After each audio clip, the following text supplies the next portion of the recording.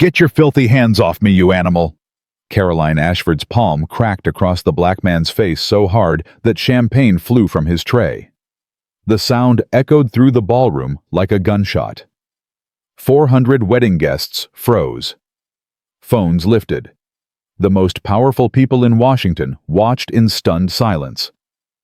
She grabbed his collar and shoved him backward. "Do you know who I am? Do you know who my father is?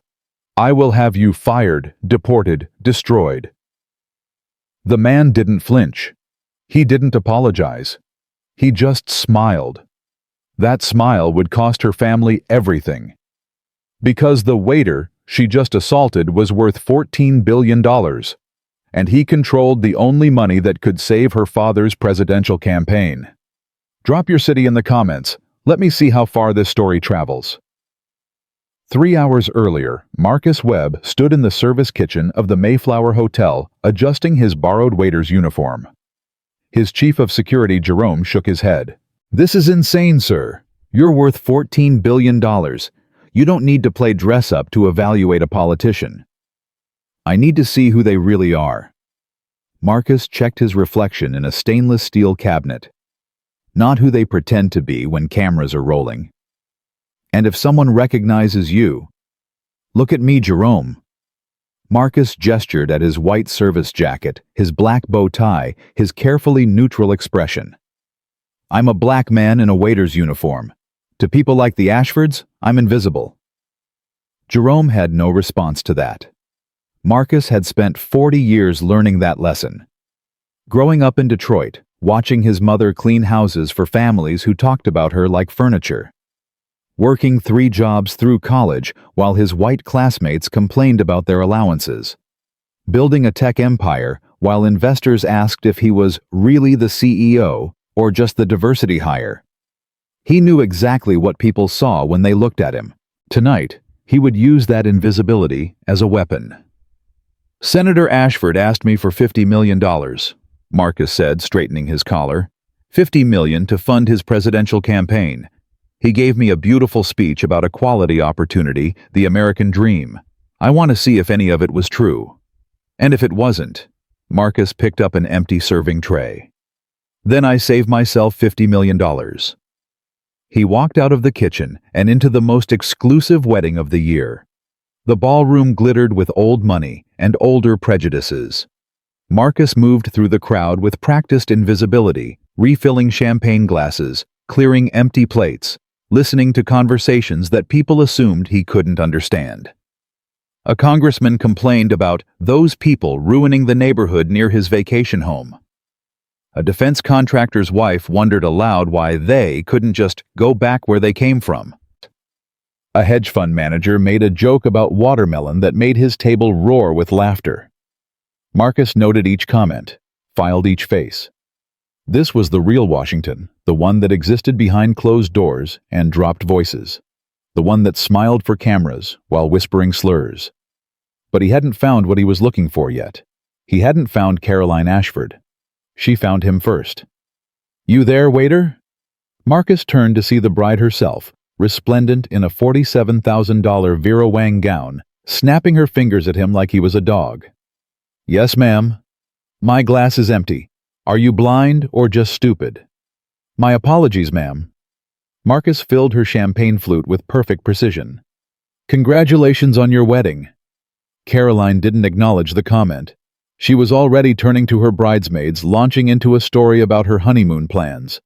Marcus stepped back, but he didn't leave. He positioned himself near a serving station where he could watch and listen without being noticed. What he heard made his stomach turn. "Did you see table 14? Caroline said to her maid of honor. Thomas's boss insisted on inviting his diversity hires. I told the wedding planner to seat them near the kitchen so the smell wouldn't bother anyone. Her bridesmaids laughed. "And the caterers," Caroline continued. "I specifically requested American staff. Instead, I get a bunch of Mexicans who can barely speak English. I had to repeat my appetizer order 3 times. At least they're cheap," one bridesmaid offered. "That's literally the only reason we hire them." Caroline took a long sip of champagne. Thomas says I'm being harsh, but someone has to maintain standards. If we let these people think they belong everywhere, pretty soon they'll be running the country. Marcus felt his jaw tighten. 53 years old, $14 billion in the bank, and he still had to stand here listening to this. But he waited. He needed more. He got it. A black congresswoman approached Caroline to offer congratulations. Marcus recognized her immediately. Representative Diane Williams, three-term Democrat from Georgia, one of the most respected voices on Capitol Hill. Caroline's smile could have frozen champagne. Representative Williams, how nice that you could make it. Congratulations, Caroline. Your father must be so proud. He is. Caroline's tone made it clear she wanted this conversation over. Though I have to say I'm surprised to see you here. I didn't realize you knew Thomas's family. I've worked with your father on several committees. He was kind enough to extend an invitation. How generous of him. Caroline turned to her bridesmaids with a look that said, "Can you believe this?" Then back to the congresswoman. "Well, you're very articulate for someone from your background. I'm sure you'll enjoy the party." Representative Williams' smile didn't waver, but something hardened behind her eyes. "Thank you, Caroline. I'm sure I will." She walked away with the dignity of a woman who had faced worse insults from better people. Caroline watched her go, then leaned toward her bridesmaids. "Did you see how she was dressed? You can take them out of the hood, but you can't take the hood out of them." More laughter. Marcus had seen enough. He knew exactly who Caroline Ashford was. The question now was whether her father was the same. He would find out soon enough. Senator Richard Ashford found Marcus near the bar, not because he recognized him. Richard Ashford had never looked closely enough at a service worker to recognize one. He found Marcus because he needed a refill, and Marcus was the closest waiter. "Scotch. Neat. Top shelf." "Yes, sir." Marcus poured with the same precision he'd used for 1,000 business negotiations. "Enjoying the evening, Senator?" Richard barely glanced at him. "It's my daughter's wedding. Of course I'm enjoying it." "She seems very happy." "She'd better be. This wedding cost more than most people's houses." Richard took the scotch and drained half of it in one swallow. "You know how it is. Daughters, they want everything perfect." "I have 2 daughters myself, sir." Richard finally looked at Marcus. Really looked. For a moment something flickered across his face. Confusion maybe, or recognition. Then it passed. "Good for you." Richard finished his scotch and set down the glass. "Another." Marcus poured. "Big night for your campaign too, I hear. Lots of potential donors in the room." Richard's eyes narrowed. "You follow politics?" "I try to stay informed, sir."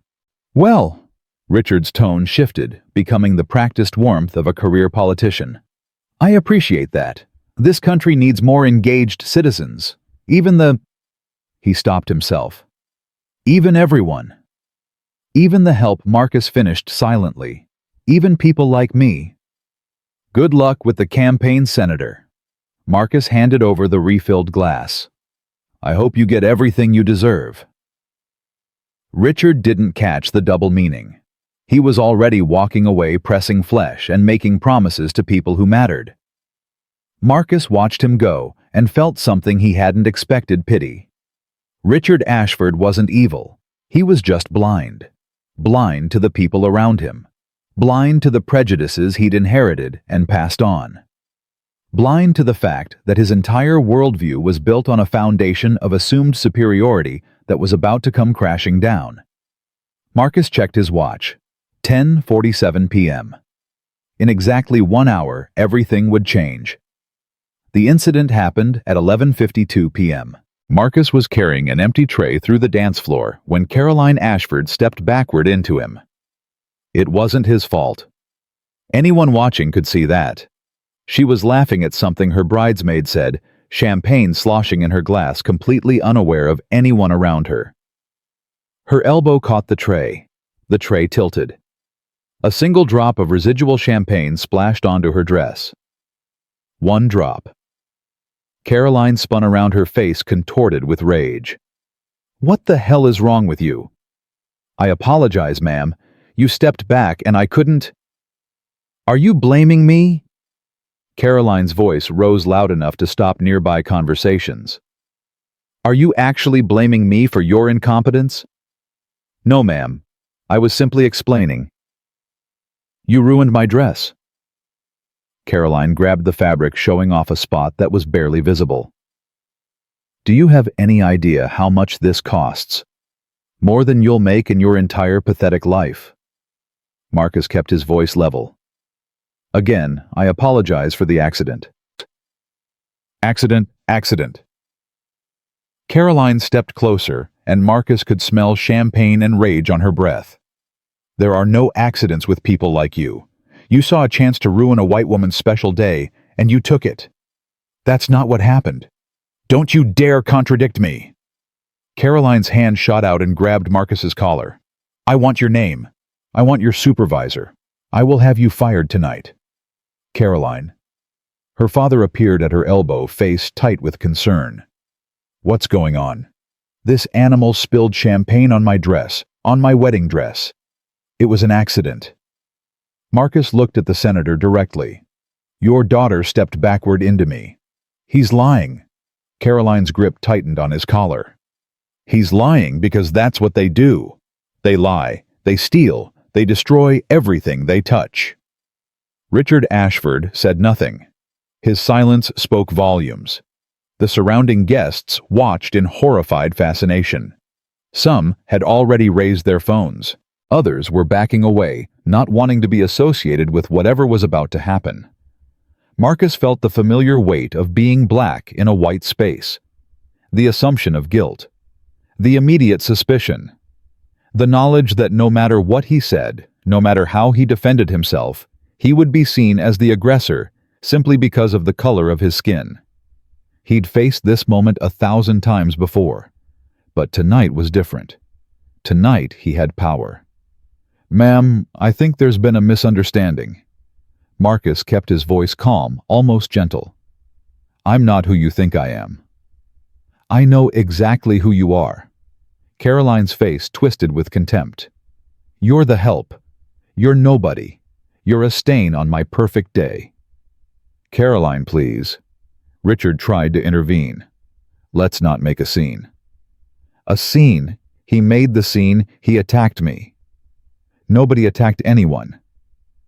Marcus slowly reached up and removed Caroline's hand from his collar. I simply walked past you carrying a tray. The physical contact seemed to enrage Caroline even further. Before anyone could react, she pulled back her hand and slapped Marcus across the face, hard. The sound cracked through the ballroom like a whip. Don't you ever touch me again, you filthy animal. Marcus stood perfectly still, his cheek burning, his expression unreadable. 400 people watched in stunned silence. Then Caroline grabbed a champagne glass from a passing waiter's tray and threw the contents in Marcus's face. That's what you get. She was screaming now, completely unhinged. That's what happens when you forget your place. You people need to learn that you don't belong here. The champagne dripped down Marcus's face, soaking his uniform, pooling on the floor at his feet. He didn't wipe it away. He just smiled. Interesting, he said quietly. Very interesting. Something in his tone made Caroline hesitate, made Richard Ashford take a step back, made the entire room lean in, sensing that something had shifted. What? Caroline sneered. What's so interesting? You, Ms. Ashford. Marcus pulled a handkerchief from his pocket and dabbed at his face with the precision of a man who had all the time in the world. You're exactly what I expected. Maybe even worse. What the hell is that supposed to mean? Marcus finished wiping his face. He straightened his champagne-soaked uniform. He looked directly into Caroline's eyes with the calm authority of a man who had commanded boardrooms and bent corporations to his will. It means your father just lost $50 million. Silence. Then a voice from the crowd. Oh my God, that's Marcus Webb. Caroline's face went white. What? Marcus Webb. The voice was louder now, accompanied by urgent whispers spreading through the crowd. The tech billionaire. That's Marcus Webb. Richard Ashford's legs buckled. He grabbed a nearby table for support, his face the color of chalk. No! Caroline shook her head violently. No, no, that's impossible. He's a waiter. He was carrying a tray. I was evaluating you, Ms. Ashford. Marcus set down his handkerchief with the same deliberate precision. Your father asked me for $50 million to fund his presidential campaign. I wanted to see what kind of family I'd be investing in. This is some kind of trick. No trick, just observation. Marcus turned to Richard. Senator Ashford, I've heard your speeches about equality and opportunity. I've read your policy papers about bringing America together. I wanted to believe you meant it. Richard couldn't speak. But now I know the truth. Marcus's voice carried across the silent ballroom. Your daughter called me an animal. She slapped me across the face. She threw champagne at me, all because she assumed a black man in a service uniform couldn't possibly be anyone important. Mr. Webb. Richard finally found his voice. Please, Caroline didn't know who you were, if she had known. If she had known, she would have treated me like a human being. Marcus shook his head. That's exactly the problem, Senator. Exactly the problem. He turned to face the crowd, the phones, the cameras that had captured every second of Caroline's meltdown. I grew up poor in Detroit. My mother cleaned houses for families who talked about her like she wasn't there. My father worked himself to death trying to give us a better life. I built my company from nothing, with no investors, no connections, no family money. Everything I have, I earned. The ballroom was utterly silent. I came here tonight prepared to write Senator Ashford a check for $50 million. I believed in his message. I thought he might actually make things better. Marcus looked directly at Caroline. But I don't invest in hatred. I don't fund families that treat human beings like your daughter treated me tonight. He started walking toward the exit. Mr. Webb, wait. Richard stumbled after him. Please, we can discuss this. I'll do anything, whatever you want. Marcus stopped, but didn't turn around. What I want, Senator, is for your daughter to understand that every person deserves basic human dignity, regardless of their skin color, regardless of their job, regardless of whether they can do anything for you. He turned his head slightly. But I don't think she's capable of learning that. And I suspect she learned her incapability from you. Marcus Webb walked out of the wedding reception without looking back. Behind him, Richard Ashford watched his presidential dreams die in real time. And Caroline Ashford stood frozen, champagne dripping from her fingers, finally beginning to understand what she had done. The first video hit social media at 12:03 a.m. By 12:30, it had 1 million views. By 1 a.m., Ashford's slap was trending worldwide. By 2 a.m., every major news network had picked up the story. And by 3 a.m., Caroline Ashford was the most hated woman in America. She didn't know any of this. She was locked in the bridal suite of the Mayflower Hotel, still in her champagne-stained wedding dress, crying so hard she could barely breathe. I didn't know, she kept saying to anyone who would listen. How was I supposed to know he was dressed like a waiter? Her bridesmaids had abandoned her one by one. First Jennifer, who muttered something about needing to check on her husband. Then Ashley, who suddenly remembered a family emergency. Then even Jessica, her maid of honor and oldest friend, who couldn't look Caroline in the eye as she mumbled an excuse and slipped out the door. They knew. They all knew. Their association with Caroline Ashford was now a liability. Her husband Thomas was worse than absent. He sat in the corner of the suite staring at his phone, watching the videos multiply like a virus. Thomas? Caroline reached for his hand. Thomas, please say something. He pulled away. My mother is Korean, he said quietly. She came to this country when she was 19.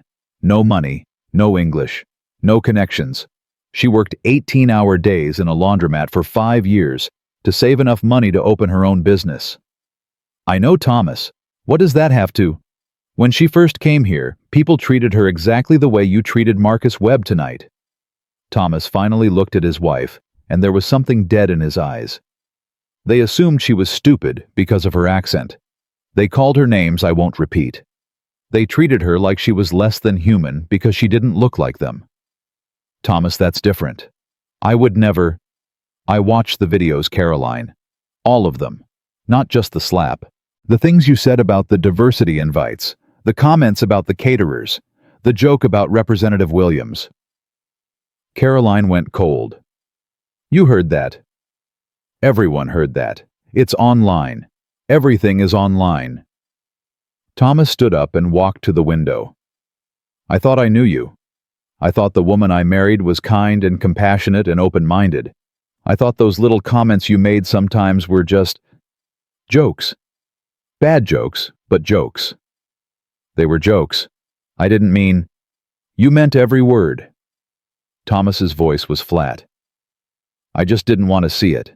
I made excuses for you because I loved you.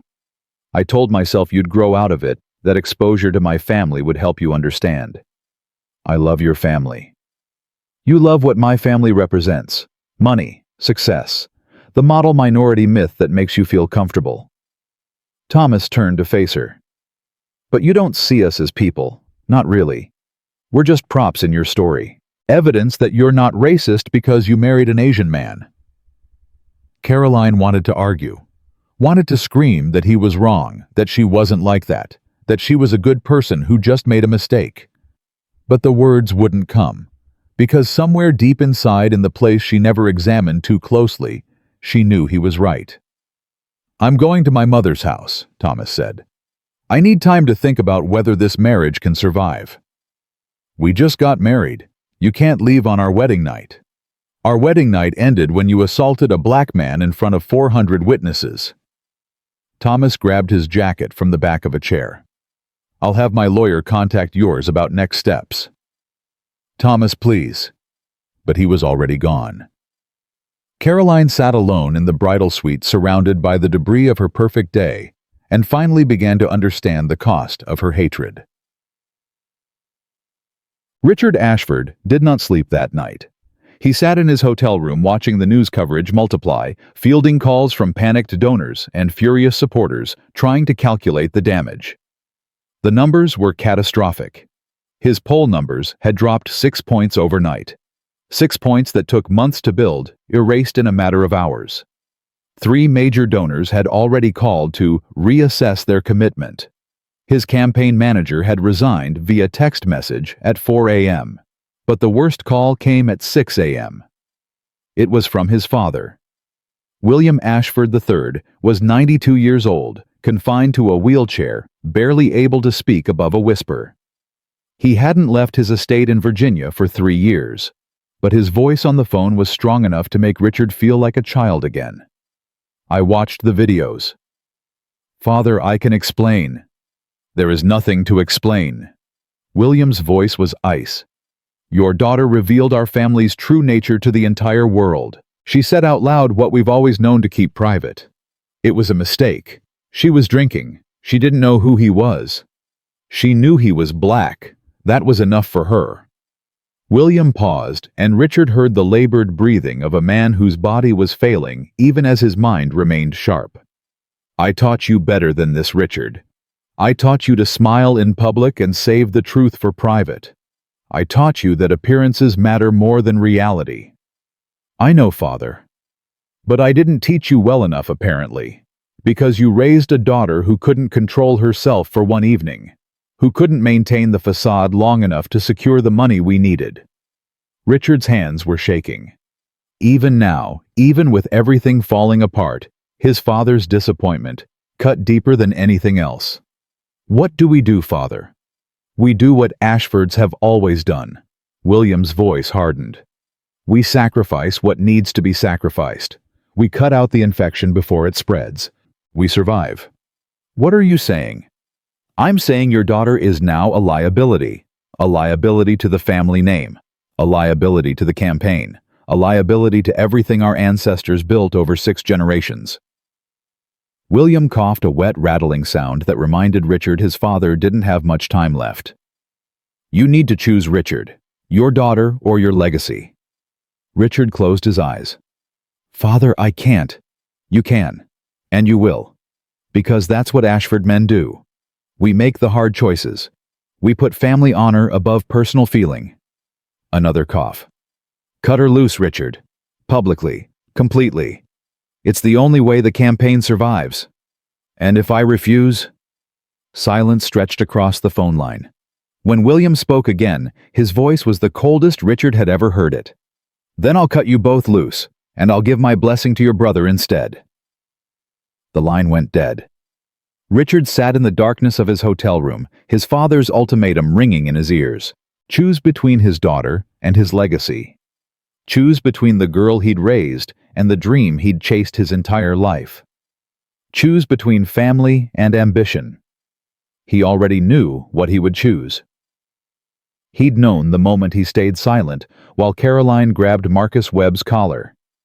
He'd known when he didn't intervene as she called a black man an animal. He'd known his whole life, really. Known that the Ashford way was to prioritize image over substance, success over morality, power over love. Caroline had just been foolish enough to say it out loud. And now she would pay the price for all of them. John.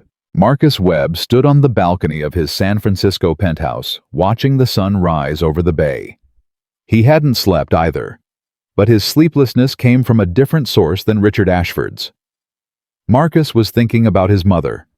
Dorothy Webb had died 3 years ago at the age of 78. She'd spent 40 years cleaning houses for wealthy families, scrubbing their toilets, washing their sheets, listening to their conversations through thin walls. She never complained. Never expressed bitterness, never let Marcus see how much it cost her to be invisible in her own country. But he knew. He always knew. You're going to be somebody, baby, she used to tell him when he was a boy struggling with homework at their kitchen table while she soaked her aching feet after a 12-hour shift. You're going to show them all. You're going to make them see you. He had. He'd built an empire. He'd become one of the richest men in America. He'd proven that a black kid from Detroit could achieve anything through intelligence, determination, and sheer force of will. But moments like last night reminded him that some people would never see past his skin. Marcus's phone buzzed. His wife, Angela. Are you okay? I'm fine. You're not fine. I can hear it in your voice. Angela had known him for 30 years. She could read him better than anyone.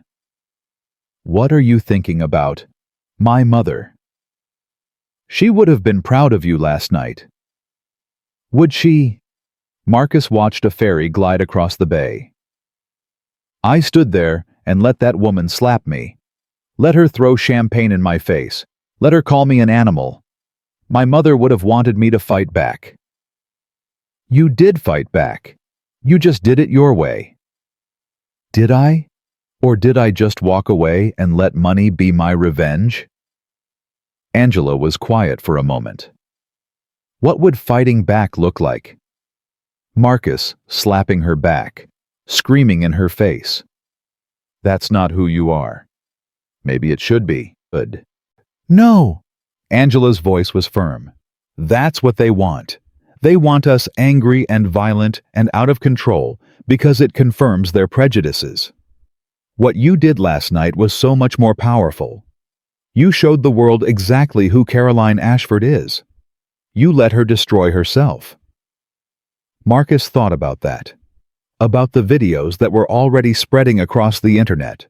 About the consequences that were already mounting for the Ashford family. It doesn't feel like victory, he said finally. It just feels tired.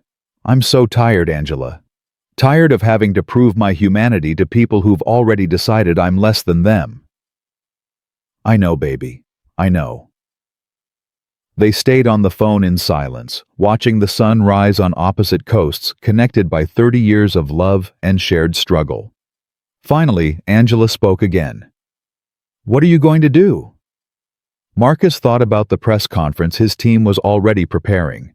thought about the statement he would make, the money he would withdraw, the political career he would end. But more than that, he thought about Dorothy Webb, about the woman who cleaned toilets so her son could have a future, about the sacrifices she made so he could stand where he was standing now.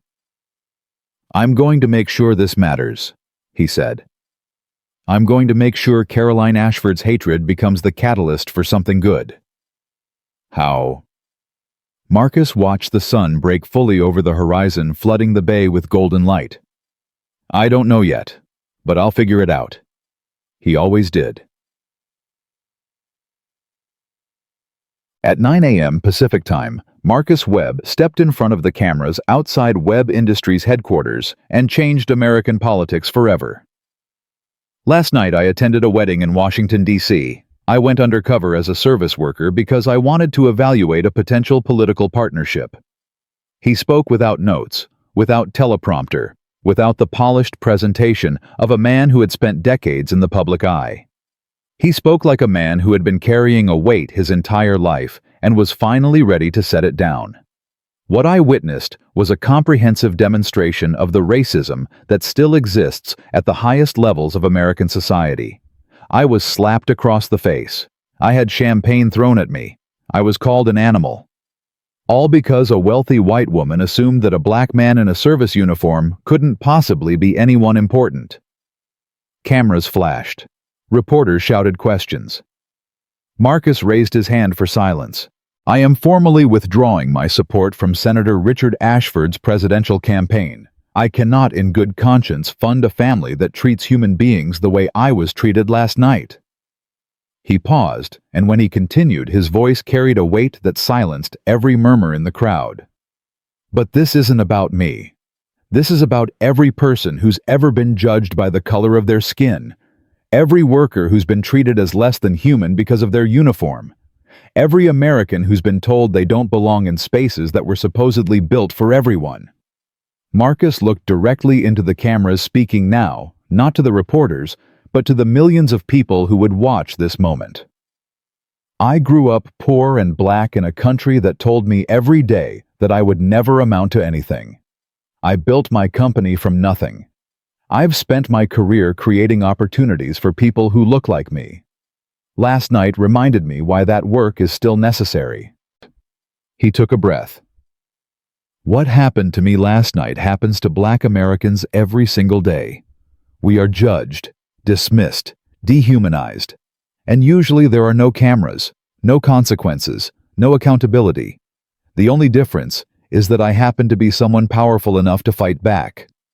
The statement was over in 3 minutes. Its effects would last for years.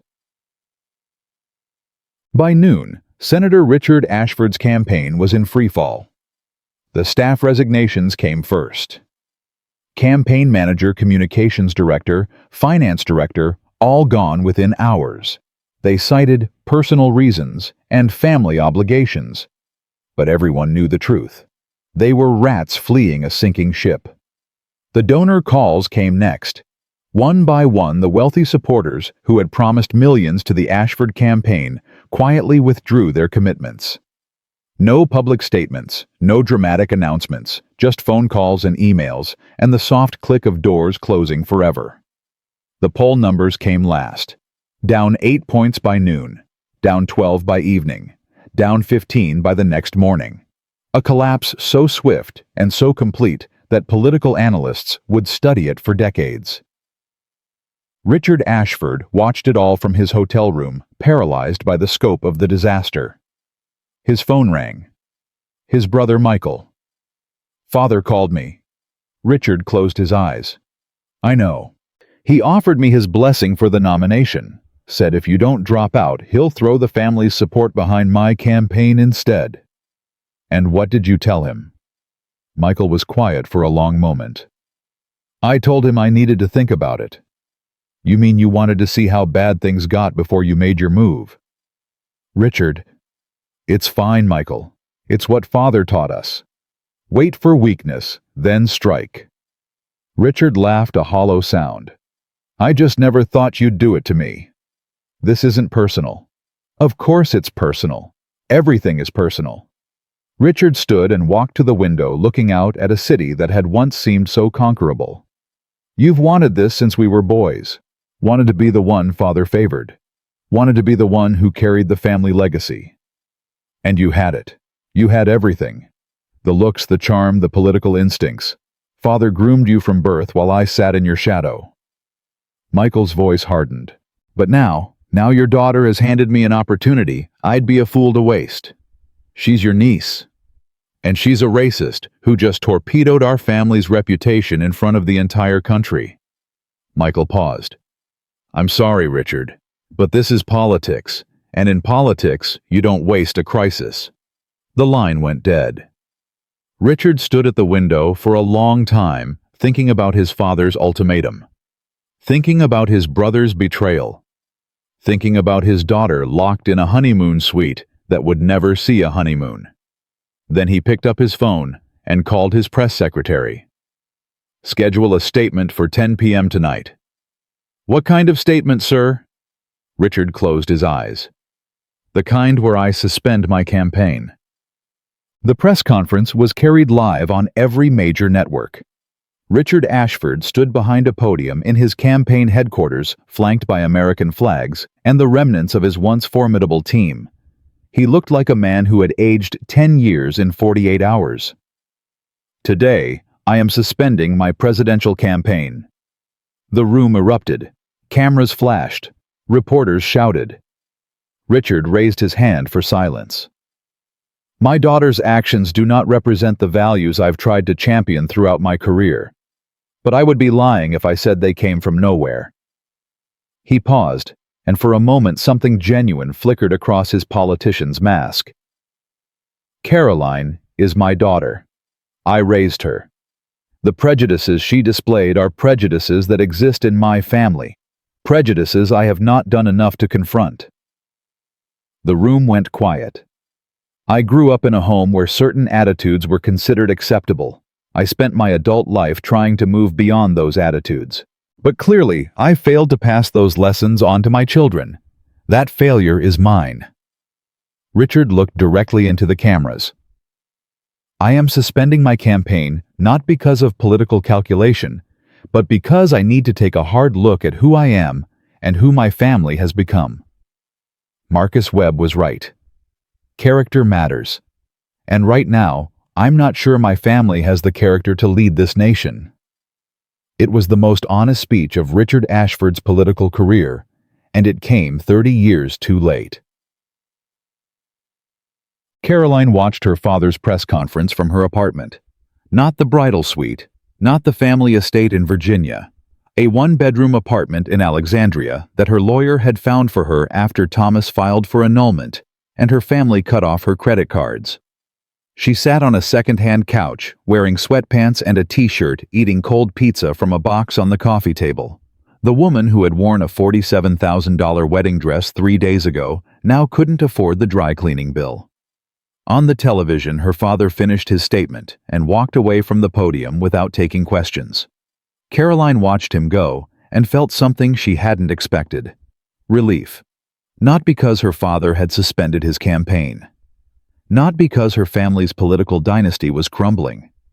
Not because her husband had left her and her friends had abandoned her and her trust fund had been frozen. Relief because she didn't have to pretend anymore. For 32 years, Caroline Ashford had played a role. The perfect daughter, the gracious hostess, the charming socialite who said all the right things and smiled all the right smiles. But underneath that performance, she had always known the truth about herself. The truth that Marcus Webb had seen immediately. The truth that she was filled with a hatred she didn't understand and couldn't control. Caroline picked up her phone and scrolled through the thousands of messages that had accumulated since the incident. Death threats, hate mail, strangers telling her to kill herself in creative and detailed ways. But mixed in with the hatred, she found something else. Messages from people who understood. I used to be like you, one wrote. Raised to hate. Taught that some people were worth less than others. It took me years to unlearn those lessons. But I did. And you can too. You're not beyond redemption, wrote another. You're just at the beginning of a very long road. Caroline read these messages again and again. For the first time in her life, she wondered if change was possible, if she was capable of becoming someone different, someone better. She didn't know the answer, but she was finally ready to ask the question. The question haunted Caroline for 3 weeks. She stopped leaving her apartment, stopped answering her phone, stopped looking at social media after a particularly creative death threat described exactly how someone planned to find her and make her pay for what she'd done. The only person who still talked to her was her lawyer, and even those conversations were purely transactional. "Your father's team has drafted a separation agreement," Harold Chen told her during their weekly call. "They want you to legally change your name, renounce any claim to the Ashford estate, sign a non-disclosure agreement promising never to speak publicly about the family. And if I refuse, then they release the other videos." Caroline's blood went cold. What other videos? Apparently there were multiple phones recording that night. Your father's team has acquired footage of other comments you made before the incident with Mr. Webb. The diversity invites, the jokes about the caterers, the comment about Representative Williams. Caroline closed her eyes. How bad? Bad enough that what's already public will look like a warm-up. Harold's voice was carefully neutral. "My recommendation is that you sign the agreement. Take the settlement they're offering. Start over somewhere else with a new identity." "How much is the settlement?" $200,000. Caroline laughed. It was a harsh, broken sound. "My wedding dress cost $47,000. They're offering me 4 wedding dresses to disappear forever." "It's more than you'll get if you fight them. Your prenuptial agreement with Thomas was ironclad. Your trust fund was always conditional on your father's approval. Legally, you have no claim to anything. I'm their daughter. You were their daughter, now you're a liability." Harold paused. "I'm sorry, Caroline. I know this isn't what you want to hear, but the Ashford family has made their position very clear. You're on your own." Caroline hung up without saying goodbye. She sat in her empty apartment, surrounded by boxes she hadn't unpacked and furniture she couldn't afford, and tried to remember the last time someone had loved her without conditions. She couldn't. Her parents had loved her as long as she performed, as long as she smiled for cameras and charmed donors and represented the Ashford name with appropriate dignity. Thomas had loved her as long as she fit his image of the perfect wife, as long as she supported his career and impressed his colleagues and pretended to be someone she wasn't. Her friends had loved her as long as she was useful, as long as she could get them into exclusive parties and introduce them to powerful people and elevate their social standing. But none of them had loved Caroline. They had loved what she could do for them, and now that she could do nothing, they were gone. Caroline picked up her phone and scrolled to a number she hadn't called in years. Her grandmother. Eleanor Ashford, 90 years old, living in a nursing home in Connecticut that the family paid for but never visited. The phone rang 6 times before someone answered. "Shady Oaks Senior Living, how may I direct your call?" "Eleanor Ashford's room, please." "One moment." Classical music played while Caroline waited. Vivaldi. Her grandmother had always loved Vivaldi. "Hello." The voice was thin, fragile, but unmistakably sharp. "Grandma, it's Caroline." Silence. Then, "I wondered when you'd call." "You've seen the news." "I'm old, not dead. They have televisions here." Eleanor coughed a dry, rattling sound. "You've made quite a mess, haven't you?" "Yes." "Your father called me, wanted me to add my voice to the chorus of condemnation. Wanted me to publicly disown you." Caroline's throat tightened. "And what did you tell him?" "I told him to go to hell." The words were so unexpected that Caroline almost dropped the phone. "What?" "I told him that I've spent 90 years watching this family destroy itself with pride and prejudice. I told him that his father was a monster, and his grandfather was worse, and I'll be damned if I let the pattern continue with my great-granddaughter." "Grandma, I don't understand. I thought you thought I agreed with them. You thought I shared their views." Eleanor's laugh was bitter. "Child, I've been a prisoner of this family since I was 18 years old, married off to your grandfather like livestock, forced to smile while he said things that made my soul sick, expected to raise my children with values I despised." Caroline had never heard her grandmother talk like this. In 32 years, Eleanor had always been a quiet presence at family gatherings, smiling, nodding, saying nothing of substance. "Why didn't you ever say anything?" "Because I was afraid. Because I was dependent. Because I had nowhere else to go." Eleanor's voice hardened. "But I'm 90 years old now. What are they going to do, take away my pudding cups?" Despite everything, Caroline laughed. "I don't know what to do, Grandma. Everyone's abandoned me. Dad wants me to change my name and disappear. Thomas is filing for annulment. I have no money, no friends, no future." "Good. Good. The best thing that ever happened to you was losing everything." Eleanor's voice softened. "When I was your age, I had a choice. I could have walked away from your grandfather, started over with nothing, built a life that was actually mine. But I was too scared, too comfortable, too addicted to the privileges that came with being an Ashford. What happened? I stayed. I survived. I watched 3 generations of my family repeat the same mistakes, pass down the same hatreds, destroy the same relationships." Eleanor paused. "I don't want that for you, Caroline. I want you to be the one who breaks the cycle. I don't know how. Neither do I. But I know it starts with honesty. Real honesty. Not the kind your father performs for cameras." Caroline thought about that. About the messages she'd received from strangers who claimed to have changed. About the questions she'd been too afraid to answer. "I think I'm racist, Grandma." The words hung in the air, ugly and true. "I know you are, dear. We all are in this family. It's what we were taught. The question is whether you're willing to unlearn it." "I don't even know where to start."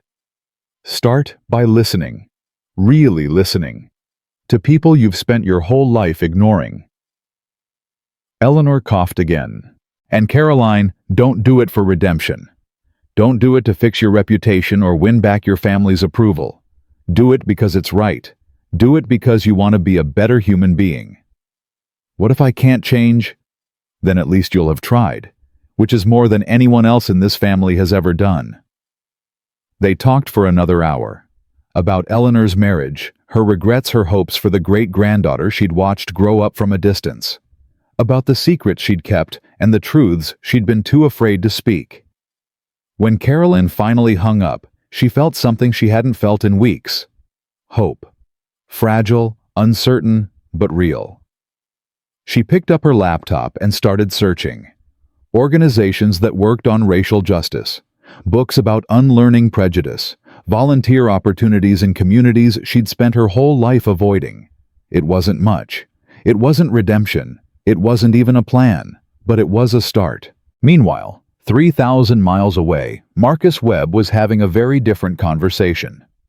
His board of directors had called an emergency meeting. 12 of the most powerful people in American technology sat around a conference table, their faces grim. "We need to talk about the political implications," said Robert Chen, the board's chairman. "Your statement has made Webb Industries a target." "A target for what?" "Conservative media is calling you a race baiter. They're saying you staged the whole thing to destroy Senator Ashford's campaign. There are already calls for boycotts of our products." Marcus leaned back in his chair. "How are our sales numbers?" "Up 17% since the incident." "Then I'm not sure what the problem is." "The problem is that you've made enemies." Robert pulled up a presentation on the conference room screen. "Senator Ashford may be finished, but his brother Michael is already positioning himself for a presidential run, and he's made it very clear that a Webb administration contract is off the table if he wins. Michael Ashford is a non-entity. He's been riding his family's coattails for 40 years. He's a non-entity with a lot of powerful friends. Friends who are now very interested in making your life difficult. Robert clicked to the next slide. We've identified 3 separate congressional investigations that are being prepared. Antitrust concerns, government contract reviews, tax audits, all targeting web industries specifically. Marcus studied the slide. This is retaliation. Of course it's retaliation. You humiliated one of the most powerful political families in America. Did you think there wouldn't be consequences? I thought there might be principles. Several board members exchanged uncomfortable glances. Marcus. Robert's voice softened. We all support what you did. Caroline Ashford's behavior was inexcusable. But you're not just representing yourself anymore. You're representing 14,000 employees, shareholders, partners, people whose livelihoods depend on this company surviving. I'm aware of my responsibilities. Then you understand why we need to discuss a strategic response. Robert clicked to another slide. Our recommendation is that you take a lower profile for the next few months. No more public statements about the Ashford family. No more interviews about racial justice. Focus on business. You want me to be quiet. We want you to be smart. Marcus looked around the table at the faces of people he'd known for years. Good people mostly. People who believed in what web industries represented. People who had stood by him through countless challenges. But there was something else in their eyes now. Fear. Let me ask you something, Marcus said slowly. If I had been white, would we be having this conversation? The room went silent. If a white CEO had been assaulted at a charity gala, called an animal, had champagne thrown in his face, would you be telling him to keep quiet? Would you be worried about retaliation from political families? Marcus, that's not fair. It's perfectly fair. It's the whole point. Marcus stood and walked to the window. I built this company from nothing. I faced discrimination at every step. I was told 1,000 times that I didn't belong, that I should give up, that success was for people who didn't look like me. He turned to face the board. And now, when I finally have the platform to say something meaningful about the racism that still exists in this country, you want me to be quiet. You want me to prioritize stock prices over principles. We want the company to survive, Robert said quietly. The company will survive. It survived worse than a few congressional investigations. Marcus's voice hardened. But I didn't build Web Industries to be just another corporation that prioritizes profit over everything else. I built it to be a force for change, to prove that a black-owned company could compete at the highest levels, to create opportunities for people who look like me. And you've done all that. But there's a difference between creating opportunities and becoming a political lightning rod. Sometimes being a lightning rod is exactly what's needed. The board meeting ended without resolution. Marcus agreed to consider their recommendations, but everyone in the room knew he had no intention of backing down. That night, Marcus called his mother's sister, Aunt Phyllis, the only family he had left. "Baby, I saw you on the news." Phyllis's voice was warm with pride. "Your mama would have been so proud." "You think so?" "I know so. That woman spent her whole life being invisible to people like the Ashfords, cleaning their houses, raising their children, listening to their conversations. And here's her son, standing up in front of the whole world, refusing to be invisible anymore." Marcus felt tears prick at his eyes. "I keep thinking about what she would have said. She would have said the same thing she always said. Baby, don't let them see you cry. But don't let them make you hard either. Stay soft enough to feel.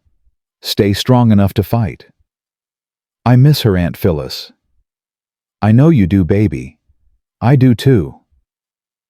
Phyllis was quiet for a moment. "You know, your mama never got to see you become what you became. She died when Web Industries was still just a dream and a prayer. But she believed in you, even when nobody else did. Even when the whole world told her that a black boy from Detroit couldn't amount to nothing." I remember. She used to tell me, Phyllis, that boy is going to change the world someday. I just hope I live long enough to see it. Phyllis's voice cracked. She didn't live long enough, but I did. And what you did last week, standing up to that woman, refusing to be ashamed, that was Dorothy's dream come true. Marcus wiped his eyes. The board wants me to back off. They're worried about retaliation. Of course they are. They're business people. They think in terms of quarterly reports and shareholder value. Phyllis snorted. But you're not just a business person, Marcus. You're a black man in America. And black men in America don't get to hide from politics. Politics finds us whether we want it to or not. So what do? You do what your mama taught you. You stay soft enough to feel. You stay strong enough to fight. And you never ever let them see you back down. Marcus thought about his mother. About the woman who had scrubbed toilets and washed sheets and swallowed her pride every single day so that her son could have a future.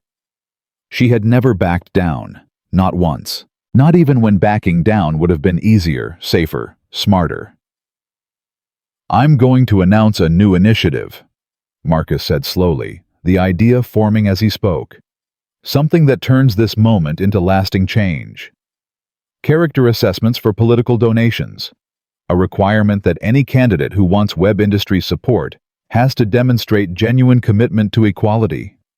That's going to make you even more enemies. Probably. But it's also going to make it harder for people like Caroline Ashford to hide who they really are. Phyllis laughed, a deep, rich sound that reminded Marcus of Sunday dinners and church picnics, and everything good about his childhood.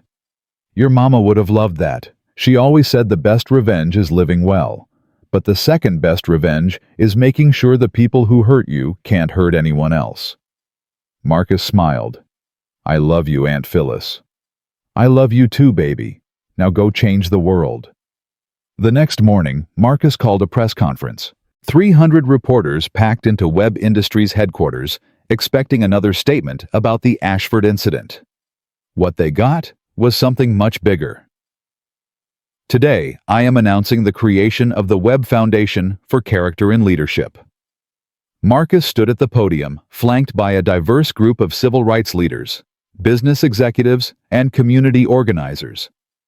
This foundation will provide resources for evaluating the character of political candidates, corporate leaders, and public figures.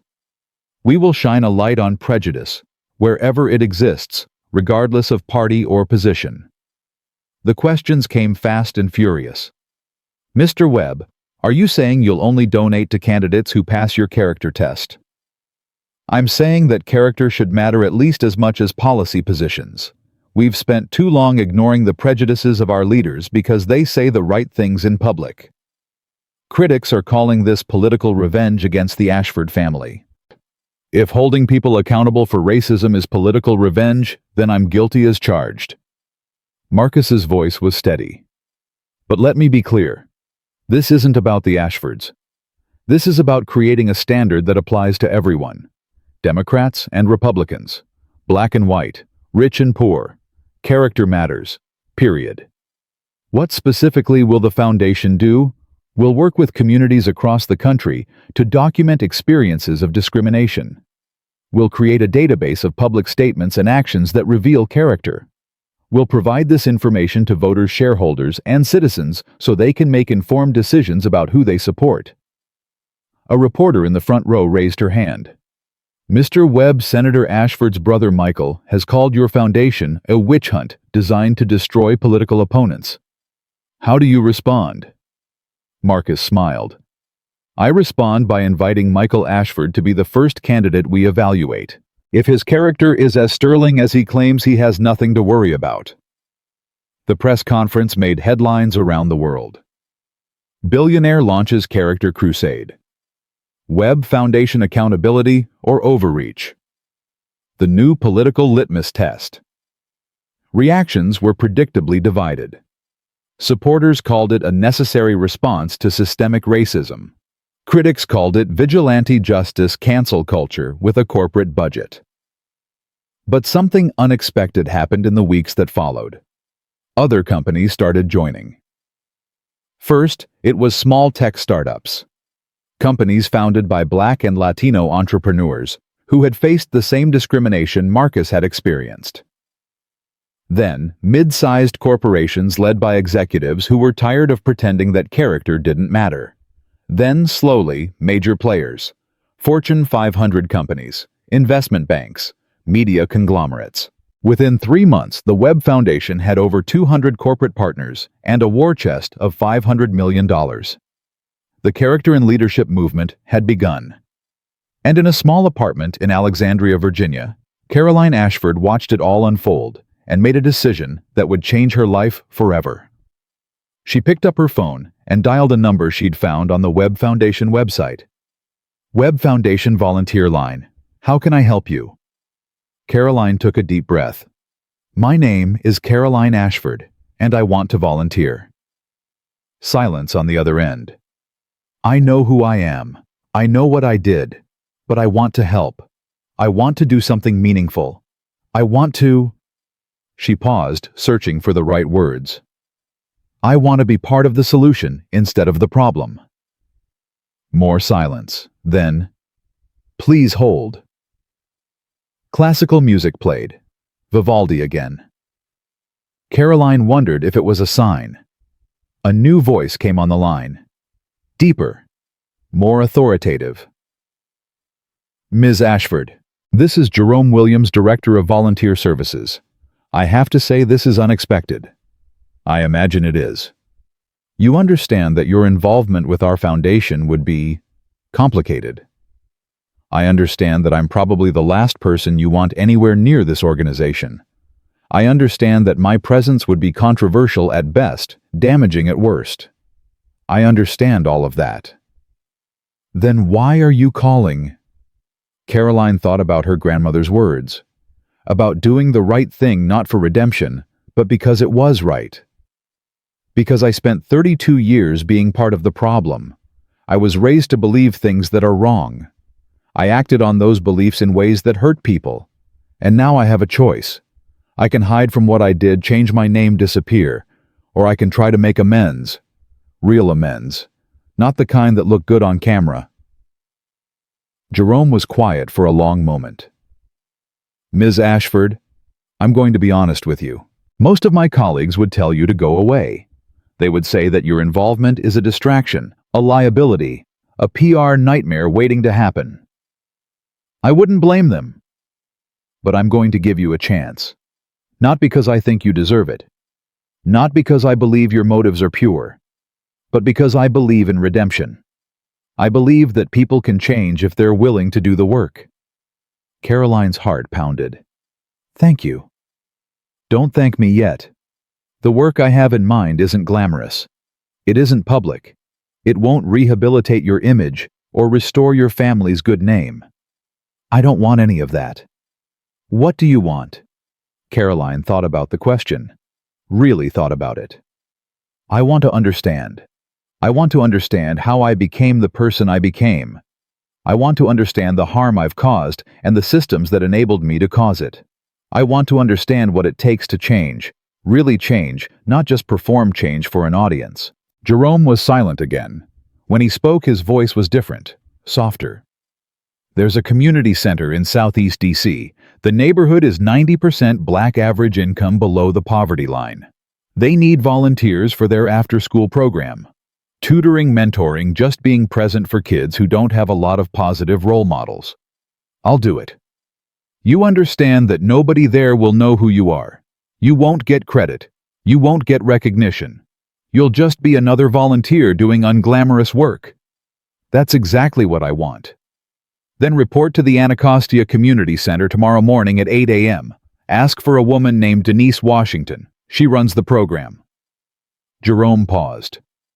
And Ms. Ashford, if I find out you're doing this for publicity, if I find out you're using those kids to rehabilitate your image, I will personally make sure you never work in this field again. Understood. Caroline hung up the phone and looked around her empty apartment.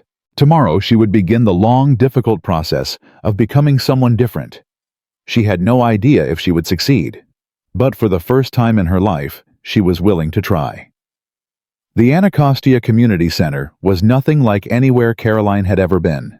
She arrived at 7:45 a.m., 15 minutes early, wearing clothes she'd bought at a thrift store because everything in her closet screamed wealth and privilege.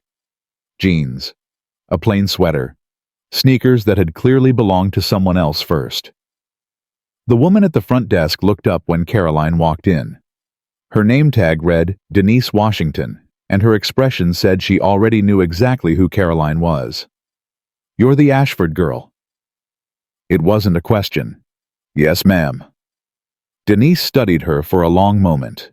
She was in her 60s with gray hair pulled back in a tight bun and eyes that had seen too much to be fooled by anything. "Jerome told me you were coming. Didn't tell me why you'd want to be here." "I want to help." "Help?" Denise repeated the word like it tasted bitter. "You know what kind of help we usually get from people like you. Checks written from a distance. Photo opportunities. Thoughts and prayers that don't feed hungry children. I'm not here for any of that." "Then what are you here for?" Caroline had rehearsed this answer a dozen times on the drive over. But standing in front of Denise Washington, all her prepared words felt hollow. "I don't know," she said finally. "I just know I need to be here. I need to understand something I've spent my whole life refusing to see." Denise's expression didn't change. "Follow me." She led Caroline through a maze of hallways to a room filled with small tables and tiny chairs. The walls were covered with children's artwork, crayon drawings of families' houses' dreams. "This is the after-school program. Kids from the neighborhood ages 6 to 12. Most of them come from single-parent homes. A lot of them have parents who work 2 or 3 jobs just to keep the lights on. Some of them don't have parents at all." "What do you need me to do?" "Right now, nothing. I need you to sit in that corner and watch. Don't talk to the kids. Don't try to help, just observe." "For how long?" "Until I decide you're ready for something more." Denise turned to leave, then stopped. "And Ms. Ashford, these children don't know who you are. They don't know what you did. As far as they're concerned, you're just another volunteer. I'd like to keep it that way." "I understand." "Do you—" Denise's voice hardened. "Because if anyone in this community finds out that the woman who called Marcus Webb an animal is working with their children, there will be consequences. For this program. For me. For kids who have nothing to do with your redemption journey." The words hit Caroline like a slap. "I won't tell anyone." "See that you don't." Denise left, and Caroline took her place in the corner. The children arrived in waves. Shy 6-year-olds clinging to older siblings. Loud 10-year-olds arguing about video games. A 12-year-old girl who sat alone in the corner reading a book that looked too advanced for her age. Caroline watched them all. Watched Denise transform from stern gatekeeper to warm grandmother, hugging each child, asking about their days, remembering details about their lives that showed she truly cared. She watched the other volunteers, mostly women from the neighborhood, who gave their time despite having little of it to spare. They knew each child's name, each child's story, each child's struggles. And she watched the children themselves. Children who laughed and fought and dreamed just like children everywhere. Children who had done nothing wrong except be born into circumstances that made everything harder. For the first time in her life, Caroline really saw them. Not as abstractions, not as statistics, not as those people who lived in neighborhoods she'd never visit, as human beings, complete and complex and worthy of dignity. It was the simplest realization in the world. And it broke something inside her that had been calcified since childhood. Caroline sat in that corner for 3 hours. When Denise finally dismissed her, she walked to her car and cried for 20 minutes before she could drive home. The next day she came back, and the day after that, and the day after that. 3 weeks passed before Denise gave her a task beyond observation. "There's a boy named Marcus." Denise handed Caroline a folder. 8 years old. Smart as a whip, but he's falling behind in reading. His mother works nights, so he doesn't have anyone to help him with homework. Caroline looked at the folder. The boy's photo showed a gap-toothed smile and bright, curious eyes. His name was Marcus. Of course it was. What do you want me to do? Tutor him. Twice a week after the regular program ends. Just reading. Nothing fancy. Why me? Denise's expression softened slightly. Because you've been here every day for 3 weeks. You haven't complained. You haven't asked for recognition. You've just watched, learned. She paused. I still don't trust you, Ms. Ashford, but I'm willing to give you a chance to earn that trust. Caroline nodded. I won't let you down. Don't make promises you can't keep. The first tutoring session was a disaster. Marcus, the 8-year-old, was sullen and suspicious. He refused to look at Caroline, refused to open his book, refused to do anything except stare at the wall. I don't need help, he said finally. I'm not stupid. I don't think you're stupid. Then why are you here? Caroline thought about the question, about the real answer, which was far too complicated for an 8-year-old to understand. Because I want to learn too, she said. Marcus looked at her for the first time. Learn what you're a grown-up. You already know everything. I don't know everything. I don't know anything about this neighborhood, or your life, or what it's like to be you. Caroline leaned forward. But I'd like to learn. If you'll teach me. Something shifted in Marcus's expression. Not trust exactly, but curiosity. That's weird. I know. Grown-ups don't usually want to learn from kids. Maybe they should. Marcus considered this. Then slowly he opened his book. This story is boring, he announced. What kind of stories do you like? Stories about superheroes, people who can fly and have powers and save the world. Why do you like those stories? Marcus shrugged. Because in those stories the good guys win, and they can protect people. He paused, his young face suddenly old. In real life, nobody protects people like us. Caroline felt her heart crack open. What if I told you that you could be a superhero right now without any powers? How? By learning to read. Really read.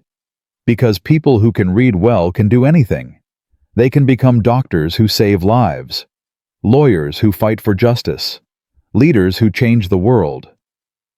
Marcus looked skeptical. You think reading is a superpower? I think it's the most powerful weapon there is. More powerful than flying. More powerful than superstrength. Caroline tapped the book. Every person who ever changed the world did it by learning first. By reading books and understanding ideas and then using that knowledge to help others. For the first time, Marcus smiled. You're weird, but like good weird. Is that a compliment? I guess. Caroline smiled back. Then let's start with chapter 1. They read together for an hour. Marcus stumbled over words, got frustrated, wanted to quit multiple times. But Caroline stayed patient, stayed encouraging, stayed present in a way she'd never been present for anyone in her entire life. When his mother came to pick him up, Marcus waved goodbye. See you Thursday, Miss Caroline. See you Thursday, Marcus. She watched him leave and felt something she hadn't felt in months. Purpose. Meanwhile, across the country, Marcus Webb was facing challenges of his own. The Webb Foundation had grown faster than anyone anticipated. 300 corporate partners now. $1 billion in pledged donations. Chapters forming in cities across America. But with growth came enemies. They're calling it the Webb Blacklist. Jerome sat across from Marcus in his office, scrolling through his phone. Conservative media is running segments every night about how you're destroying careers based on political disagreements. We're not destroying careers, we're providing information. What people do with that information is up to them. The distinction is getting lost. Jerome pulled up a video. This congressman from Alabama went on Fox News last night.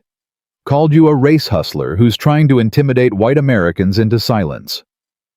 Marcus watched the clip without expression. And our response? We released his voting record on civil rights issues. Every bill he opposed. Every racist comment he's made on record. His poll numbers dropped 6 points overnight. Good. That's how this is supposed to work. Sunlight is the best disinfectant. It's also how you make enemies who have nothing left to lose. Jerome leaned forward. Marcus, I've known you for 20 years. I've never seen you this exposed. These people aren't just attacking your foundation. They're attacking you personally, your family, your business. Let them. Your stock price is down 12% this quarter. It'll recover. Your wife is getting death threats. Marcus went still. What? Angela didn't want to worry you, but security intercepted 3 separate threats this week. One of them included photographs of your house. Marcus stood and walked to the window. San Francisco spread out below him, a city that had made him rich beyond imagination. But all the money in the world couldn't protect the people he loved from hatred. Why didn't she tell me? Because she knows you. She knows you'd want to back off to protect her, and she doesn't want you to back off. Jerome joined him at the window. Angela believes in what you're doing, Marcus. She's willing to accept the risks. I'm not willing to accept risks to her safety. Then what are you going to do? Give up. Let the people who threatened her win. Marcus didn't answer. He was thinking about his mother again, about the risks she took every day just by existing as a black woman in America. The quiet courage it took to raise a son with hope in a country that didn't want to give him any. Dorothy Webb had never backed down. Not once. Increase security for Angela, around the clock, whatever it costs. Done. And prepare a statement. I want to address these threats publicly. Jerome raised an eyebrow. You want to acknowledge that you're being targeted. I want to show them that we're not afraid. Marcus turned to face his old friend. These people are bullies. They think they can intimidate us into silence. They think that if they threaten our families, we'll give up and go away. But that's not how we respond to bullies. How do we respond? We stand up straighter. We speak louder. We make it clear that their threats have only strengthened our resolve. The press conference was held the next morning. Marcus stood in front of Webb Industries headquarters. Angela at his side, facing a wall of cameras and microphones. Over the past several weeks, my family has received numerous death threats related to my work with the Webb Foundation. My wife has been specifically targeted by people who believe that intimidation is an acceptable response to accountability. He paused, letting the words sink in. I want to be clear about something. These threats will not stop our work. They will not silence our voice. They will not deter us from our mission of promoting character in leadership. Angela stepped forward, her voice steady, despite the fear that must have been churning inside her. I've been married to Marcus for 30 years. I've watched him face discrimination, hatred, and obstacles that would have broken most people. He didn't give up then, and we're not giving up now. She took her husband's hand. To the people making these threats, you don't know who you're dealing with. We come from communities that have faced violence and intimidation for centuries. We carry the legacy of ancestors who were enslaved, segregated, and systematically oppressed. And yet we're still here. Still fighting. Still refusing to be silent. Marcus squeezed her hand. The Webb Foundation will continue its work. We will continue to shine a light on prejudice and hold leaders accountable for their character. And we will do it together as a family and as a nation. The statement went viral within hours. Support poured in from unexpected places. Corporate leaders who had been hesitant to join the foundation now pledged their support publicly. Politicians from both parties condemned the threats against the Webb family. Even some conservative commentators uncomfortable with the violence being advocated in their name distanced themselves from the extremists. But the most unexpected support came from a source Marcus never anticipated. 3 days after the press conference, he received a letter, handwritten, no return address, postmarked from Alexandria, Virginia. Dear Mr. Webb, I don't expect you to read this. I don't expect you to care. But I need to say it anyway. I'm sorry. Not the kind of sorry that comes with lawyers and prepared statements. Real sorry. the kind that keeps you awake at night and makes you question everything you thought you knew about yourself. What I did to you at my wedding was unforgivable. I know that. I called you an animal. I slapped you. I threw champagne in your face.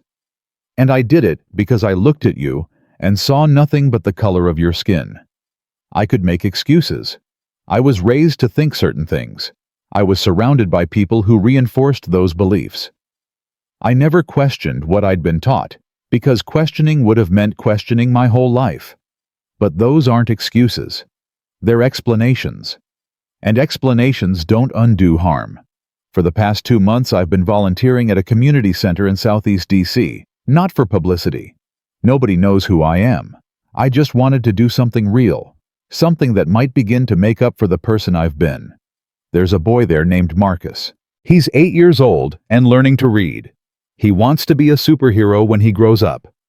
He has no idea that the woman teaching him shares a name with the man she humiliated in front of the whole world. I don't know if I can change. I don't know if someone like me is capable of becoming someone better. But I'm trying. For the first time in my life, I'm actually trying. I'm not asking for your forgiveness. I know I don't deserve it. I'm just asking you to know that your foundation's work matters. That what you're doing is making a difference. That somewhere in Alexandria, Virginia, a woman who used to be everything wrong with America is learning to be something else. I don't know what that something else looks like yet, but I'm going to find out. Caroline Ashford. Marcus read the letter 3 times. Then he called Jerome. I need you to find someone for me. 6 days later, Marcus Webb walked into the Anacostia Community Center. He told no one he was coming. No cameras. No entourage. Just a man in a simple suit looking for answers to questions he wasn't sure how to ask. Denise Washington met him at the door. Mr. Webb, I have to say I didn't expect to see you here. I got a letter. From one of your volunteers. Denise's expression tightened. I see. Is she here? She's in the back room, tutoring. Marcus nodded. I'd like to observe, if that's all right. Denise studied him for a long moment. Whatever she saw in his face must have satisfied her because she stepped aside. Down the hall, last door on the left. But Mr. Webb, whatever you're looking for, I hope you find it. That girl has been working harder than anyone I've ever seen. She's not the same person who made those videos. People don't change that fast. No, they don't. But sometimes they start. Marcus walked down the hallway, his footsteps echoing on the worn linoleum. He stopped outside the last door on the left and looked through the small window. Caroline Ashford sat at a tiny table with a young boy. Her hair was pulled back in a messy ponytail. She wore clothes that looked like they came from a thrift store. There was no makeup on her face, no jewelry on her fingers. She looked nothing like the woman who had slapped him at her wedding. And she was laughing. The boy Marcus's namesake had apparently said something funny. Caroline's whole face lit up with genuine joy as she ruffled his hair and pointed at something in the book they were reading. Marcus watched them for several minutes. He watched Caroline patiently correct the boy's pronunciation. Watched her celebrate small victories like they were major accomplishments. Watched her treat this child from one of DC's poorest neighborhoods with the same respect and attention she would have once reserved for senators and celebrities. He watched a woman trying to become someone better. And he made a decision. Marcus Webb pushed open the door and walked into the room. Caroline looked up, the color drained from her face. Mr. Webb. The boy looked between them confused. Miss Caroline, you know this man. Caroline's mouth opened but no words came out. Marcus knelt down to the boy's level. What's your name, young man? Marcus, same as you. Same as me? Marcus smiled. That's a good name, strong name. My mom named me after a great man. She says Marcus means warrior in Latin. Your mom is right. Marcus straightened up and looked at Caroline. Can we talk outside? Caroline nodded wordlessly. She turned to the boy. Marcus, I need to step out for a minute. Keep practicing chapter 3. Okay, I'll be right back. Okay, Miss Caroline. They walked into the hallway. The door closed behind them. For a long moment, neither spoke. Then Marcus said, "I got your letter. I didn't think you'd read it." "I almost didn't." Marcus leaned against the wall. "I've received thousands of messages since the wedding, most of them from people who want to tell me how brave I am, some from people who want to tell me they hope I die." "I'm sorry." "Don't apologize for them. Apologize for you." Caroline met his eyes. "I'm sorry. For what I did. For what I said. For who I was." "Who you were." Marcus repeated the word slowly. "And who are you now?" "I don't know. Someone different. Someone trying to be different." Caroline's voice cracked. "I don't expect you to believe me. I don't expect you to forgive me. I just wanted you to know that what you did, what your foundation is doing, it matters. It changed me." "Did it? Or did getting caught change you?" The question hung in the air like a blade. Caroline considered lying, considered saying what she thought he wanted to hear, but something in his eyes told her that he would see through any deception. "Both," she said finally. "Getting caught forced me to face consequences for the first time in my life. But what changed me, really changed me, was being here, seeing these kids, understanding that the people I'd spent my whole life dismissing were just people, with dreams and fears and hopes just like mine. That should have been obvious. It should have been. But I was raised to be blind, taught to see certain people as less than human, and I never questioned it because questioning would have meant questioning everything. So you're the victim now of your upbringing." "No." Caroline's voice hardened. "I'm not a victim. I'm responsible for my choices, for my words, for my actions. I could have questioned what I was taught. I could have opened my eyes. I chose not to. That's on me." Marcus studied her for a long moment. "Do you know what I thought when you slapped me?" Caroline shook her head. "I thought, here we go again. Another person who looks at me and sees nothing but my skin. Another reminder that no matter how much money I make, no matter how successful I become, there will always be people who think I'm less than them. I'm sorry. I've been thinking about that moment for 2 months, replaying it in my head, wondering what I could have done differently, wondering if I should have fought back, yelled at you, made a scene." "Why didn't you?" "Because that's what people like you expect from people like me. Anger, violence, confirmation that we're the animals you already believe us to be." Marcus shook his head. "I've spent my whole life refusing to be what racists expect, refusing to give them ammunition. It's exhausting." "I can't imagine." "No, you can't. And that's the point." Marcus pushed off from the wall. "I didn't come here to forgive you, Ms. Ashford. I don't know if I can ever do that. But I came here to see if your letter was real. If you're actually trying to change or just performing contrition for an audience." "And what do you see?" Marcus was quiet for a long moment. "I see someone at the beginning of a very long road, someone who might actually make it to the other end, or might give up when things get hard." He paused. "I also see someone who's genuinely good with that boy in there. His name is Marcus." "I know. The irony isn't lost on me." A small smile crossed Caroline's face. "He wants to be a superhero. Most 8-year-old boys do. I told him that reading is a superpower, that knowledge is the most powerful weapon there is." Marcus looked at her with something that might have been respect. "That's what my mother used to tell me." "Your mother sounds like a wise woman." "She was. She died 3 years ago. Spent her whole life cleaning houses for people who treated her like she was invisible."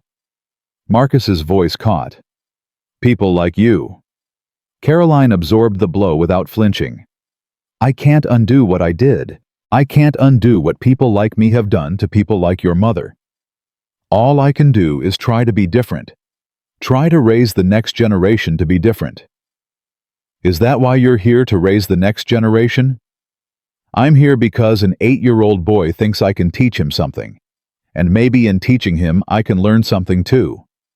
Marcus considered this. My foundation is hosting a conference next month. Leaders from across the country coming together to discuss character in leadership. I want you to speak. Caroline stared at him. You can't be serious. I'm very serious. People will destroy you. They'll say you've gone soft on racism, that you're forgiving the unforgivable. Let them. I'm not asking you to speak because I've forgiven you.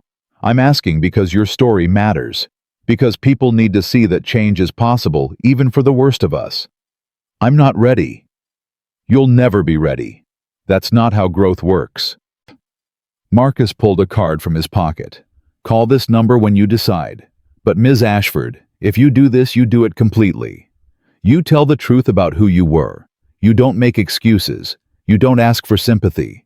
You just tell the truth. Caroline took the card with trembling fingers. Why are you doing this? After everything I did to you. Marcus was quiet for a long moment. Because my mother believed in redemption. She believed that everyone, even the worst people, carried a spark of goodness inside them. She spent her whole life looking for that spark in people who didn't deserve her faith. He turned to leave, then stopped. Don't make me regret believing in you, Ms. Ashford.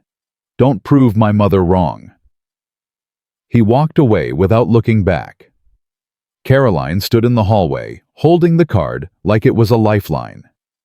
Through the window, she could see young Marcus, still working on Chapter 3, sounding out words with fierce determination. She had a choice to make: run from who she was or face it completely. Hide from her past or use it to help others. Stay small and safe or step into the light and let the world see everything. Caroline thought about her grandmother's words, about doing the right thing not for redemption, but because it was right. She thought about young Marcus and his dreams of being a superhero. She thought about Dorothy Webb, who cleaned houses for people who treated her like furniture and still managed to raise a son who would change the world. Then she walked back into the tutoring room and sat down beside her student. Okay, Marcus, let's see how far you've gotten with Chapter 3. Miss Caroline, are you okay? You look like you've been crying. Caroline smiled. I'm okay. Better than okay. Who was that man? Someone who just gave me a chance I don't deserve. That's weird. Grown-ups don't usually give chances. No, they don't. Caroline opened the book. But maybe they should. The card sat on Caroline's kitchen counter for 6 days. Every morning she woke up and looked at it. Every evening she went to bed thinking about it. The numbers seemed to pulse with possibility and terror in equal measure. On the 7th day, her phone rang. It was Denise Washington. I heard about Marcus Webb's offer. Caroline closed her eyes. How? He called me. Wanted to know if you were serious about changing. Wanted to know if I thought you could handle speaking in front of 2,000 people about the worst moment of your life. What did you tell him? I told him the truth. That I don't know. Denise's voice softened slightly. But I also told him that you've earned the right to try. 8 weeks of showing up. 8 weeks of doing the work without asking for credit. That counts for something. It doesn't feel like enough. It's not. It's never enough. But it's a start.